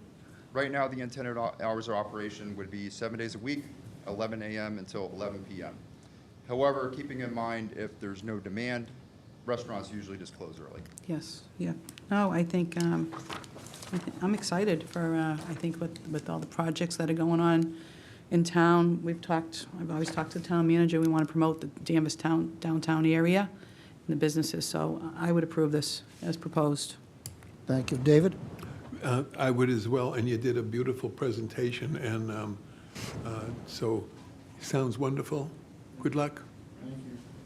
Mike? I'm hungry, so this sounds real good. But I like to take out food and ice cream. That makes it nice. You can walk up and get that and keep walking. So, yeah, I think it's great. I had a comment. Have you reviewed our guidelines for serving alcohol? Yes, we have. You know, there's you got it right there. Well, it doesn't mean you read it. I have pressed upon Mr. Sadas numerous times, and he has complied, and he has read the Very guidelines. good. And my wife thanks you. There might be another night she doesn't have to cook dinner. We can walk downtown. This is a public hearing. Any comments, questions from the public? Can we have a motion to close the public hearing, please? To close the public hearing. Is there a second? All in favor? Aye. Aye. What's the will of the board? So moved, I say we approve it. Second. Okay, any discussion? Hearing none, all in favor? Aye. Aye. When do you plan on opening? Open October 1st. October 1st, very good. Okay, good luck. I say October 1st. What'd she say? I said or November. October 1st. Good luck. We'll take the 15th. All right, thank you. Let us know, too, like. Thank you. Yeah, let us know, and maybe, like, I've always talked to the town manager about, through you, Mr. Chairman, about having ribbon cuttings through the chamber. So let us know. Okay, thank you. Thank you. All right, very good. Nice job. Good luck. A public hearing will be held under Chapter 138 of the General Laws on the application of Trapezoid Rising LLC DBA Unity Victuals, 50 Maple Street, Timothy Caldwell, manager for an all-alcoholic common viculars license at that location. Good evening. You must not be Timothy. You're Timothy. And who's speaking, I'm Attorney please? Vitale. I'm from Lynn. I represent Tim. Welcome. Tim's got great experience as a chef. My cooking is limited to boiling water, so he brought with him, when I asked him of the concept, he favored that if you were to give him the all-alcohol restaurant license at 50 Maple, what concept would he have? And he said a casual dining experience. I asked him, what is a casual dining experience? And he could approach, he'll give you the definition of casual dining and give you a sample menu of what he Thank you. proposes at that location. Please. More of a contemporary casual, to be specific. Thank you. On the front, you'll see just a little. While Tim's distributing those, let me just say he's got experience over the years in the restaurant business as a chef. And this is an entrepreneurial opportunity for him. He was looking for a chance to do business in Danvers. He saw the storefront had been vacant. Thank you very much. For a period of time. He approached the owners of the property. He's making renovations now. He filed for a business certificate. And then with the assistance of the clerk, we filed the application that's before you tonight for an all-alcohol restaurant license. As I say, if you look at his background, he's been involved in the restaurant business for almost 20 years. 35. Well, I'm trying to make him younger than he is, but he says 35 years he's been involved. But this is an opportunity for him to own and operate a location and to present, as you see with that menu, some varied kinds of quality foods, craft alcohol, and he's hoping to complete the renovations by mid-September. Yes, hopefully. And then, with your approval and that of the Alcoholic Beverages Control Commission, open and have a restaurant at that location. If there are questions from the members, I'd be glad to answer. Thank you. Looking at the diagram, what's a dry bar? Dry bar is actually just an extension of the bar. It's kind of like a communal table, very popular now, but essentially it's a few steps back from the bar. Plenty of room with seating on both sides. With the tables or the chairs are pulled out from the actual bar, the dry bar. Plenty of room in between there. But you can't drink there? Oh, you can drink there, yeah. Okay, so it's the name for the offshoot Yeah, from the bar. My mom used to have one. Okay, Right. all right. The dry bar, so there's no alcohol actually being served at that spot, right? No waitress But service. It's being served, but it's not being poured there. Okay. It's being served on a pour behind. David, any questions? No, nice presentation, Mr. Vitale, and sounds delicious. I'll be there. When are you opening? Well, I've had a few delays on equipment, things like that, just the normal kind of post-COVID things we're all dealing with. So I'm looking at, hopefully by the third week of September, things are starting to move along quite quickly now. So if all goes well and all shows up. Best of luck. Thank you. Michael? It sounds good. The prices are great. So, yeah, I'm excited for you. That is a focus, actually, trying to keep it the value, the focus on value, but also quality. Probably rotate the menu based on pricing and things like that, as we know, everything is shooting up and down like crazy. So in order to, kind of, offer not only comfort, but also the value at the same time, we'll be doing probably 3 or 4 specials nightly, and certain items on the menu, if they shoot through the roof, we might just replace it with something a little bit more affordable, but definitely quality and great flavor. Thank you. Maureen? I love it. Another business in town, that's great, and the menu looks great. What are the hours? Did I miss the hours? Well, I'm looking at this point in time, so we'll be waiting for the license to be approved by the ABCC. If all goes well and we don't get it in time for opening, or in time for the 3rd week in September, I was hoping to open for lunch, just get her acclimated to, not only the staff, but also residents of Danvers. Timothy, what will the normal hours of operation be? It will be 4 to 11. Thank you. Okay, and don't forget about the ribbon cuttings too at the chamber, Yes, okay? Public hearing, anyone in the public with questions? Can we close the public hearing, please? Motion to close. Thank Second. you. All in favor? Aye. Aye. It's the will of the board. So moved. Second. Any discussion? Hearing none, all in favor? Aye. Aye. Good luck. Thank you, sir. Thank you. Good seeing you, David. The board will vote to accept gifts of 2 memorial benches in accordance with the Mass General Laws, Chapter 44, Section 53A. Mr. Town Manager. Thank you, Mr. Chairman. You received copies of the applications in your packet tonight. Very straightforward. The first is a bench to go near the library gazebo in memory of Brad Delp, former member of the band Boston. And the second is from the Danvers Veterans Council, looking to install a bench at the training field at Ingersoll in recognition of Danvers' recent elevation to a Purple Heart community. Any questions, David? None, thank you. Mike? No, I think it's awesome. I think it's excellent. Thank you. Maureen? I think it's great, the Purple Heart recipients and Brad Delp, he definitely was a good rock and roll guy. Okay. All in favor? Is there a motion? So moved. Second. Motion made and seconded. All in favor? Aye. Aye. Opposed? None. Thank you. That was quick. Good. The board will discuss the Beverly Regional Airport appointments. So, as a matter of background, in June, one of our commissioners, Mr. Causawan, reached out to this board with some concerns that he wanted to discuss about Beverly Airport. The manager, myself, with Aaron, the other commissioner, met and spoke on July 10th, and Mr. Causawan expressed concerns about the number of complaints, if you will, from the residents about the airport.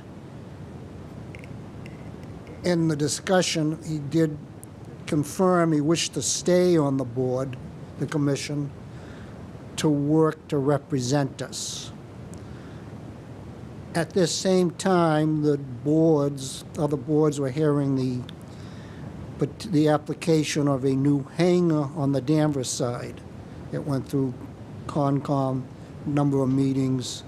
The Concom Commission put some additional rules or findings on the applicant above and beyond what staff recommended. The planning board approved it as well. In the meantime, the state representative asked that an environmental study be completed on this project after the project had already, the lease had already been signed, after all the design work. It really was a little late to ask for that environmental impact study, but I think it's still outstanding. I don't believe the state rep got a response to that request, and I think we should ask her, and I'm going to ask the manager to write a letter, perhaps we'll discuss this a little later, asking the representative to reinforce her request for an environmental study for the entire airport so that we know what's going on. And that's not unusual because in Hanscom, they're undergoing an environmental study right now. They've already scaled back their project. I'm just going to read something from the Concord Bridge of February 21, 24, bless you, about the Hanscom expansion plans, which was scaled back, but as they move through the environmental impact assessment process, once review is completed, the Mass Environmental Policy Act Office will issue a draft environmental impact report. Then the FAA will review this. Why can't Beverly go through the same process? So that's kind of a question I asked the state rep, and I think we'll work on that a little further. That's all the comment I'll make on that at this time. But if Hanscom can go through an environmental study report, certainly Beverly can do so.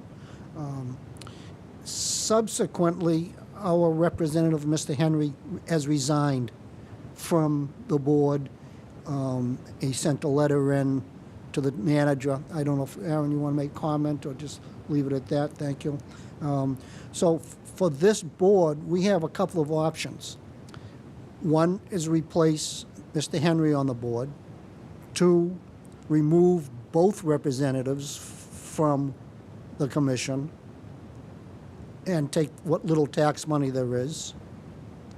So I put it to you, my fellow board members, what direction do you want to go in? If we want to maintain 2 members, we would need to advertise and request somebody to apply.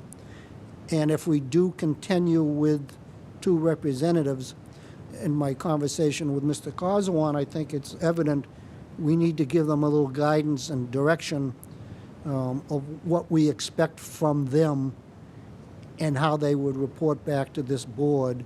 And if we do that, I would ask Mr. Henry to help draft some guidelines so that anybody sitting on that board understands what their role and responsibility is. David, any comments? No, it's always been a nightmare. I'm sorry, I'm not very helpful tonight on this. It's okay. Mike? If we have 2 people on the board, we need to know they're showing up to the meetings and voicing the thoughts for Danvers. On the other hand, I know the town manager explained the situation with the tax money. They would have to go through the legislature, is that correct, to have that?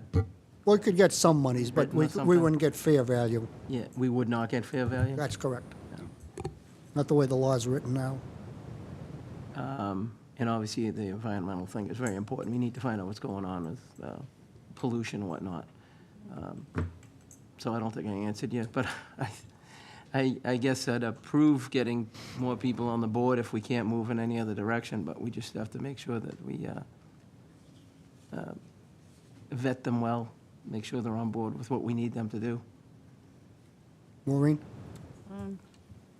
I think the 2 members, we want to have a voice. We need voices, the people that, like Mike said, that are on the board need direction, maybe from Aaron and others, and they need to be a voice. And we also, we do have good voice with Sally and Joan Lovely, too, Sally Kearns and Joan Lovely, so I think we should have 2 people put that pool out there, and like Mike said, make sure that they're involved and they really follow and listen to the neighbors and show up at the meetings.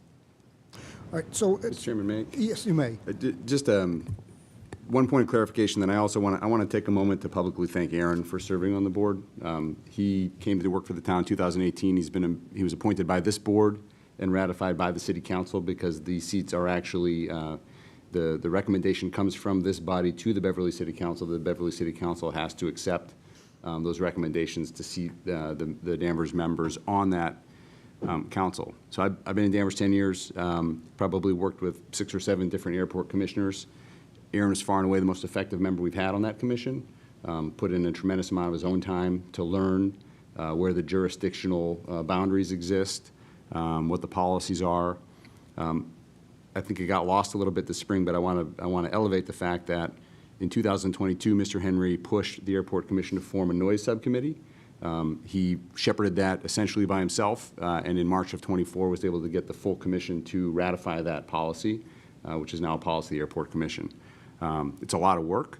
Aaron certainly has plenty of work to do. He and I have been having this conversation for about 6 months now in terms of whether he's looking for an off-ramp at some point to focus on some of the bigger impact items in town. For example, some of our larger development projects like Maple Square, which is underway. I'll mention a little bit later under the manager report, the Affordable Homes Act that was recently passed into law is going to have a lot of implications for the town.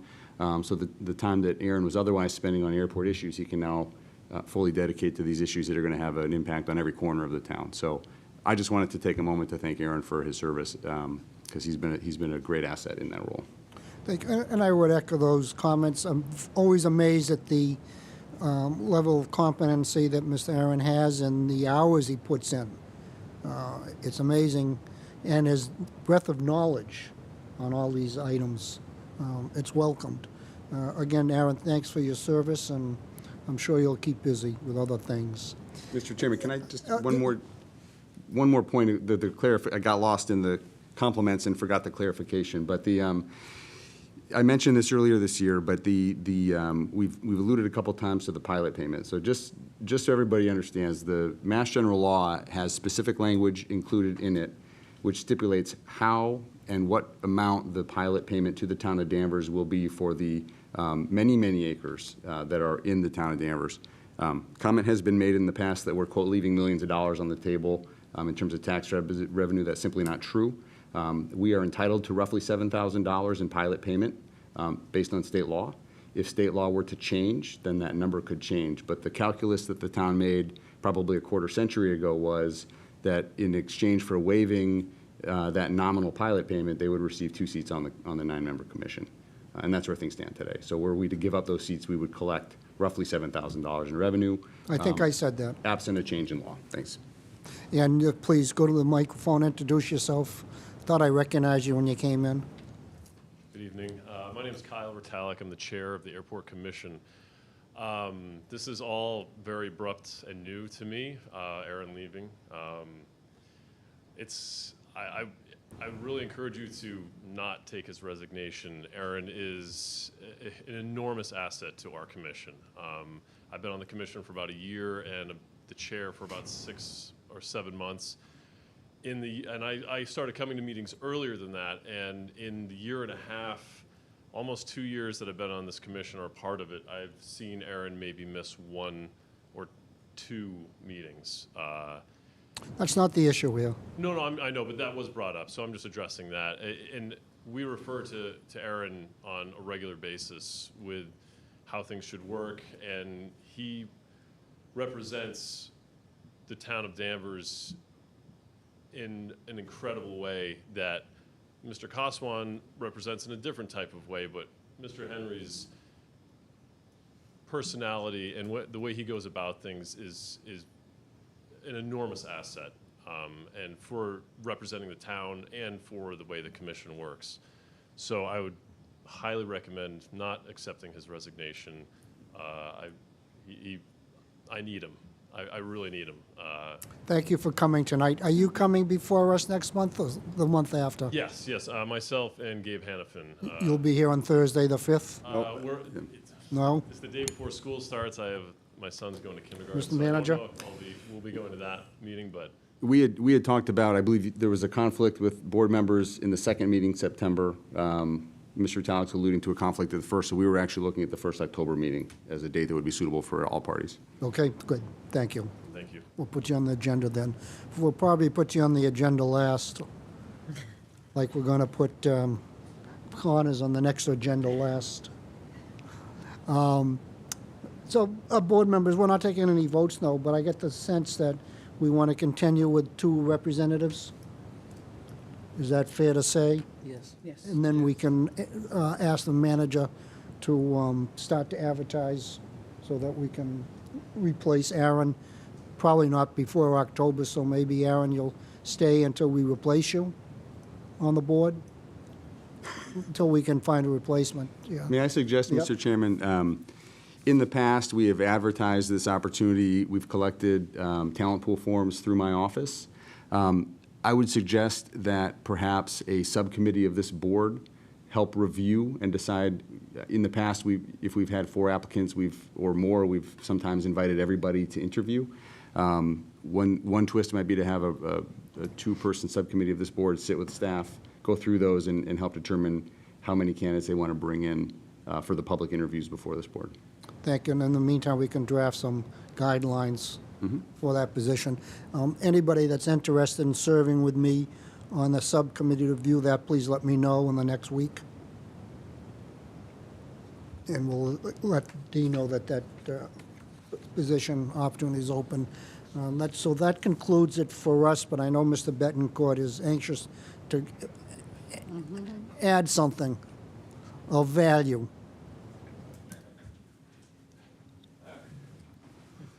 I'll thank Mr. Henry for helping us out and whatever he did and all that stuff, okay? I don't know. We got a big problem over there. You guys know that, okay? Even last night, we went to the meeting last night. Do you realize that, the master plan, okay? The one that we just signed on, okay? The mayor signed on it, okay? It's going to be up in, I believe, in 27, okay? And then they're going after another master plan that's going to be in 2030, okay? And if I'm not mistaken, Mr. Bennett, you told me that that airport is getting too big, and what was going on over there, you told me there was going to be no more expansion. Now that, you told me, if I'm not mistaken, okay, that when that master plan came in, you let the master plan go and you said that was it, okay? Now we got this big hangar coming in, okay? They snuck that one in on us, okay? Look, also, I believe, if I'm not mistaken, I've been at this so long, it's unbelievable that I know so much and I really don't want to know it, okay? That Mr. Henry's on there because we have to have someone from the town on the board, okay? Someone that represents the town. That was the reciprocation when Wayne was here, okay? The reason why that was because of all the tree cutting and stuff like that. So this is not supposed to be a person from outside, okay? It's supposed to be someone for the town. I really don't think it's a good idea anyways. The reason being is we used to have Karen on the board. She gave them whatever they wanted. Just like with what they went right now in front of all the boards. They went through Aaron's committee, right? You saw how everything passed. They gave them everything they wanted. Us, we couldn't get anything. Do you realize I walked up to Mr. Henry's office?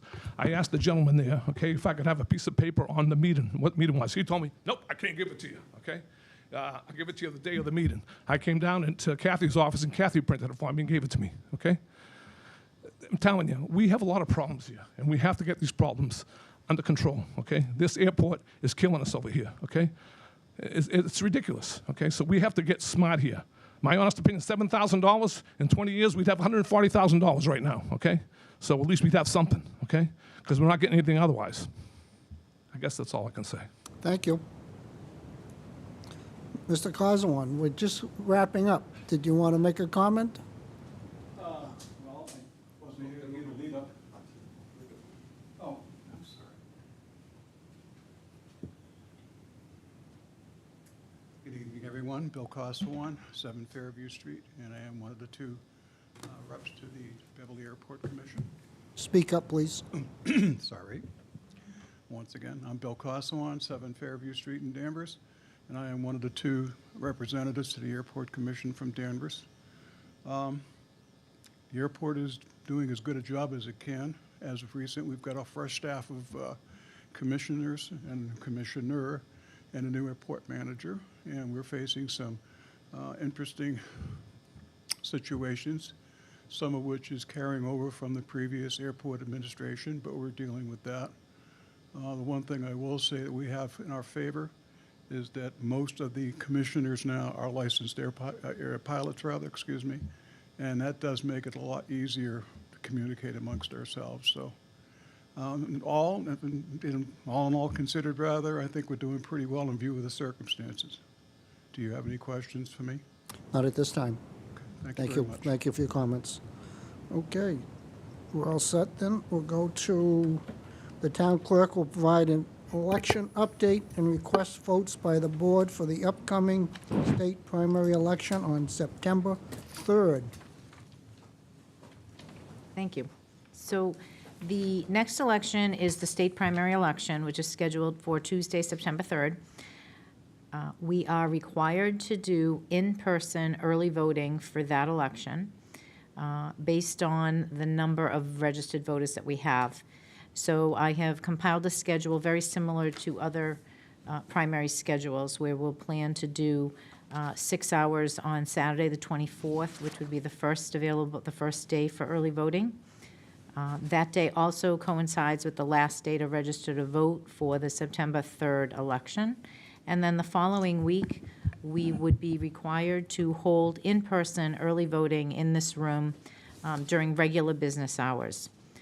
Along with the in-person early voting that's required, we are also required to do vote by mail for this election as well as the November election.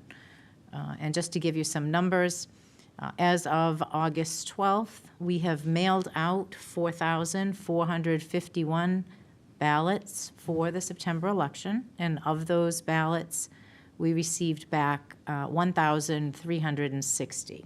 So those ballots are going to continue to come back. They have to be returned by when?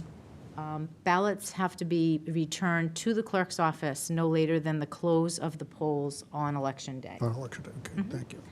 And then I'm happy to answer any questions. Maureen, any questions? No, I think she really spelled out the hours, and this will be posted on the website. I was just waiting for the board to confirm the motion so that I could post it to the website. Excellent. Yes. And residents know to always call the clerk's office. It was very helpful. Thank you. Thank you. Mike? Is most of our votes coming in by mail now? I can tell you I can give you some information based on the May election. So for the May election, we had total ballots cast of 4,100, a little over 4,100. Vote by mail came back at 1,883. So, it's generally, what we're finding in all of the elections is generally half the people who vote are voting either early, in person, or by mail. Okay, thank you. David? Nothing, Kathy does a great job. Thank you, David. Read this. Okay, is there a motion? I'll make a motion to designate Town Hall as early voting location for the September 3rd, 2024 state primary election with the hours listed below. And this will be by roll call, please. Kathy, would you take the roll? Well, do we have a second? Second? Second. Yep, well, okay. Roll call vote. Roll call. Maureen? Yes. Mike? Yes. David? Yes. Dan? Yes. 4-0. Thank you. I Okay, appreciate very that. good. Good luck, thank you. Town manager will report to the board on various items of interest. Steve? Thank you, Mr. Chairman. It's been a while, so I have a few items, at least that I find interesting. First, I want to acknowledge the volunteers from Falcon Fest. The Summer Night Lights event on Sunday at the high school. We're estimating probably 4,000 or more people attended that event. So I want to give a huge thank you to the volunteers and the board from Falcon Fest who worked tirelessly to pull that together. And I also want to acknowledge the work that DPW, police, fire, and town hall folks put in behind the scenes and on the scene to help make sure that the event was safe and effective. We had a number of employees who were there on their own time Sunday, keeping an eye on things because they were vested in the success of that event. It appears it was a very successful event. So we hope that that'll be the first of many. But I wanted to offer a big thank you to everybody who was involved in pulling that together. A reminder that the Town Meeting and Town Manager Act Committee that was created at Town Meeting this year has met twice during the summer to get their bearings. Their next meeting is scheduled for this Thursday in this room at 6 p.m. Sally Calhoun, former member of the Affordable Housing Trust, current Town Meeting member, former Finance Committee member, is chairing that committee. She has invited representatives from the MMA's Form of Government Committee to come to Thursday's meeting. They'll be joined by current Barnstable County Administrator Michael Dutton, an attorney who's also a chief executive, as well as retired manager Julie Jacobson from Auburn. They're part of a committee with the MMA that goes around the state to help committees just like this, to answer questions, to help them navigate the sometimes complicated pieces that fit together. So that meeting is scheduled for Thursday at 6 p.m. in this room. Another update from Town Meeting. We had a request at Town Meeting. It was supported by this board to replace the Vector truck, which is a key piece of equipment in our Public Works lineup. The request was for $675,000 to replace that. FinCom recommended no action. Town Meeting supported that recommendation. That piece has been out of service all of July into August. To date, we've had 5 emergency events and spent close to $11,000 in rentals. We're waiting for a change order from the company that's installing the water mains on Locust. We were supposed to provide that piece of equipment to them, so they'll now rent one and charge us for that. And we're facing roughly $29,000 in repairs to get the piece back into service. So I would say, you should anticipate probably a budget transfer at some point later this year from retained earnings to the budget to cover those repairs. And we'll probably be back to make the same request at the annual town meeting, if not sooner, to replace that piece of equipment.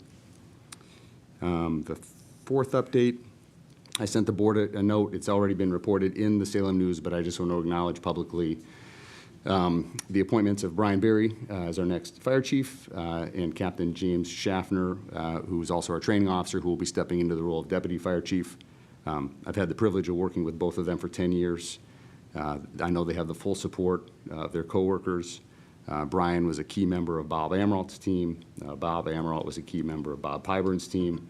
And they're playing with house money. Those prior chiefs have done a good job of building that department. And so I was joking with Brian and Jamie, their job is not to break it. It's working, don't break it. So they're very excited, and I'm very excited for them. I mentioned a couple minutes ago, the legislature wrapped up a frantic session recently. One of the bills that was approved was the governor's Affordable Homes Act. There are a couple of key pieces of that act that will require the town to take a look at its own zoning bylaw. The most salient point coming out of that act is a redefinition of an accessory dwelling unit, an ADU, and more importantly, the establishment of ADUs by right in single-family zoning districts in the Commonwealth. We have a long-established EFLA bylaw. This will effectively supersede that. Many aspects of what's in our zoning bylaw are compliant with what came out of the legislature, but there likely will be amendments that we will need our town meeting to consider to be in full compliance with the new law that was passed. Potentially for a February special town meeting, we've been talking at the staff level about some housekeeping items that may be ready for that. So depending on how quickly we can get language pulled together through council and through outside consulting to get something prepared that may be ready for February. We're looking for clarification right now from MAPC and MMA because the law says that it becomes effective 6 months after passage, which would be early February.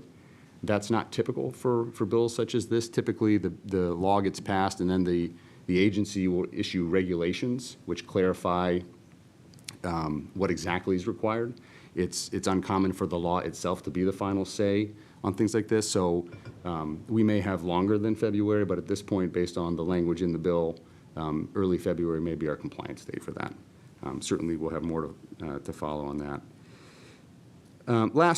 Second to last, the electric department currently has a customer service survey that they're looking for feedback from the community on. You can find that on the website.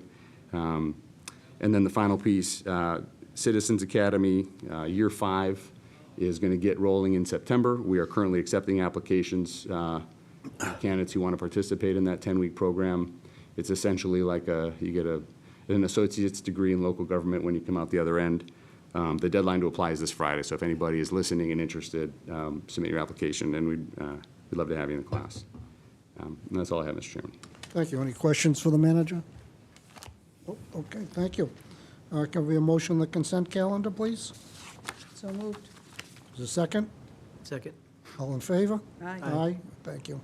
Correspondence, new business. If I may ask the board's indulgence, I've been asked to speak to Revolution 250, which is coming up next year, celebration of the 250th anniversary of the March to Lexington will take place on April 21. There's a group of folks in town, the Alarm List Company, Historic Society, Daughters of the American Revolution, trying to put together some type of program for that day. And just a little brief history. On that day, 300 men answered the call to arms from Danvers, what's now Peabody, and a few other communities, and marched off to Lexington and Concord, and on the way, the battle shifted. They ended up in Cambridge, at the home of Mr. Russell family. And as they were setting up to fire on the retreating British soldiers, they got outflanked. 7 Danvers men were killed and 2 severely wounded. They brought the bodies back the next day to Hutchinson's home down in the port in a cart. The Alarmless Company has been honoring those men by visiting their graves the last number of years. They've teamed up with Peabody recently to enhance that program. But they'd like to do something different, or more special, next year to celebrate the 250th. So, reminder that the Select Board of Danvers was very instrumental in supporting the soldiers and joining the rebels, if you will, back 250 years ago. 50 years ago, when we celebrated the 200, big turnout. Mr. Trask was very involved, and others, and the Board of Selectmen, again, were very supportive. So I'm asking, does this board want to support some of the efforts that will take place next April 21 on Patriots' Day? And if so, do we want to ask the town manager perhaps for some staff support in this endeavor? We don't want to go reinventing the wheel. We don't want 16 different groups trying to do something. That's what's happening in Salem. There's no control. We just want to have a nice ceremony on April 21st.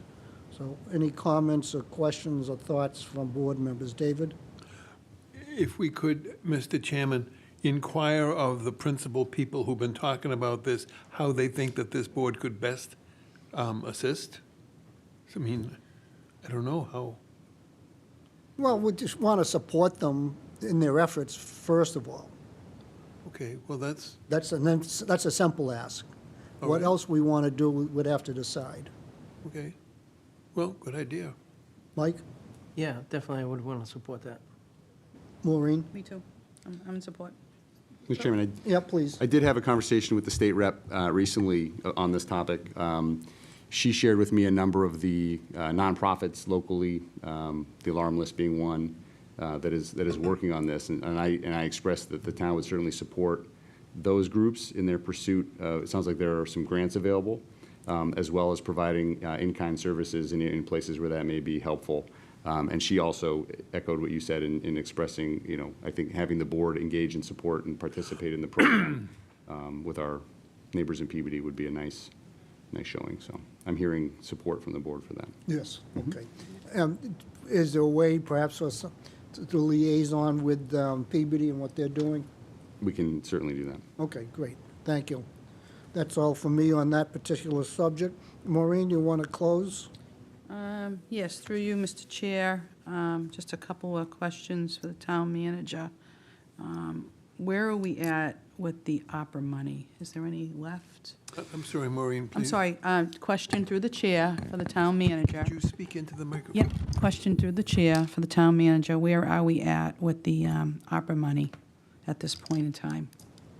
The short answer is we've just about wrapped up. There's a deadline to complete the work. I believe it's December of this year. So the finance director has directed the departments, mostly in public works, that we're utilizing ARPA money for one-time expenses to get the purchase orders and contracts in place this fall, so that we had plenty of lead time before the end of the September deadline. The short answer, I don't have the spreadsheet with me, but the short answer is we're very nearing completion. You may have noticed there's some work being done on the building envelope across the street, 12 Sylvan Street. There's quite a bit of the old windows there were in need of repair. We still have the food pantry operating out of there. We have the credit union operating out of there. That's one of the final projects. There was a lot of infrastructure work that was approved, but I can, based on the question, I can have Rodney attend one of our next meetings to give a more specific update. Thank you. And through you, Mr. Chair, again, is it scheduled, any of that remaining money for downtown improvements at all? I think a small portion of it is. The funding sources for the work being done downtown were a combination of ARPA money, electric capital, some roadway improvement funding, and then the downtown improvement funds that were received as part of the 40R in 2017. Excellent, thank you. Mhm. And, let's see, and just kind of silly, where are we at with the note being paid off for the transfer station? Like, sorry. No, it's okay. We have taken in revenue in excess of the notes payable. The town meeting approved, and I apologize, I would have brought the information with me, but we'll also have that for 1st of September. But we use a combination of free cash to pay down some of the short-term notes that we had at the annual town meeting. But the revenue to date exceeds the total project cost. So we will have a free cash certification again this year that is well above trend because a large portion of it will be related to the dollars collected in excess of the project cost at the landfill. Okay, and you can get back to us Sure, with numbers yeah, we can too, bring that'd be that in great, September. thank you. Let's see. What else did I have? Well, I was reading through everything and thinking, because we haven't met in a while. I'm glad about the negotiations, that was great to hear that that's settled. I too want, in my closing comments, want to thank Falcon Fest, as Steve said, the summer nights. I was down there, it was great to see our community together. Thank you to Amy, who organizes a lot of it, Mike, Chuck, and all the DPW guys, gals, the police officers and the fire. It was really nice. Tony, did you, it's too bad, but just to see the community get together, the food trucks. I didn't actually stay for the fireworks because I was tired by that time, but it's a nice way for Danvers to get pulled, all the community, the people and the residents, the officials, the town workers, everybody see each other and just have a great time. Thank you for everybody that participated in that. What else did I want? I wanted to say, it was fun too because I don't know if everybody knew, but our town manager was in the dunk tank. Brought in a lot of money. I think that was, and he went in quite a few times. I was surprised these guys didn't show up. Yeah. I missed. Oh, my God. Well, Steve was in there. I think it was Drew Lawrence, a firefighter. It was Mike Landers on the Finance Committee, and then Sean Doherty on the School Committee. And I'll tell you, even little kids were throwing the ball, and they were getting dunked. I mean, you must have been exhausted at that time. It was great. I loved it was fun, though. But that was really good. And then I think that's about, the other thing, through the chair again, for the town manager, maybe you can get us a report next meeting. I recently have walked around town, and just the upkeep of the town. When I tell you the weeds, they've been there for a while, through the bricks, through our properties. If we could, I always worry about preserving the town. I know there's going to be a lot of construction with the Maple Square project, and with what's going to be happening with Danvers Hardware and Cakes for Occasions. But, if we can at least maintain, it looks really messy, and it's been there. I don't want to say because we don't have a DPW director for a while, but those weeds are so high that nothing's been touched for a while. So if we could, take a look at that, Mr. Town Manager, and, those guys, I'm sure they don't mind working, but it's been a long time. A couple things. I can assure you David Lane didn't pull weeds. I will say, not in defense of, because I agree with you that it's, the face you show is important. Mm-hmm. But it has been an exceptionally difficult summer because of all of the sunshine and rain, keeping up with things. We've had it. I forgot to mention tonight, Bill. We should connect later. I can talk to you more about the Pope's Landing trees. We've had a number of them decimated by invasive bugs this year, so we're struggling to get them to the new trees to take. So it's Travis and his team have a lot on their shoulders, but I certainly, if there are specific areas that you have in mind and you want to share those, we can try to bring some attention to them. Yeah, we can talk about Sure. that, like where the flagpole is, where the veterans, it's all weeds through there. We got to clean it up. But that's about it. I just wanted to say thank you to, I hope everybody's having a great summer. We'll be back to business. The kids will be back to school. And we're looking forward to encouraging people to come to our meetings. It was nice to see a full room tonight, so please come. Thank you. Thank you. Mike? I don't really know how to follow up on that. I didn't get to go to the Falcon Fest. We were watching a one-year-old. But I did hear it was a splash for the town manager. That's about it. No, thank you. I hope everybody's having a safe summer. Thank you. David? Thank you, Dan. Number one, Bill Nicholson. Bill Nicholson passed, known to everyone in this room. Bill was a member of the Board of Selectmen, when it was the Board of Selectmen, excuse me, ladies. He was on the Zoning Board of Appeals for many years. He was on the Planning Board. He was on the River Committee. He was a town meeting member for all of the years that he wasn't on some other board, but was probably a town meeting member then. And I can hear this very moment, his voice beaming out from that corner of the auditorium, always with a quiver. It wasn't like he was so sure of himself.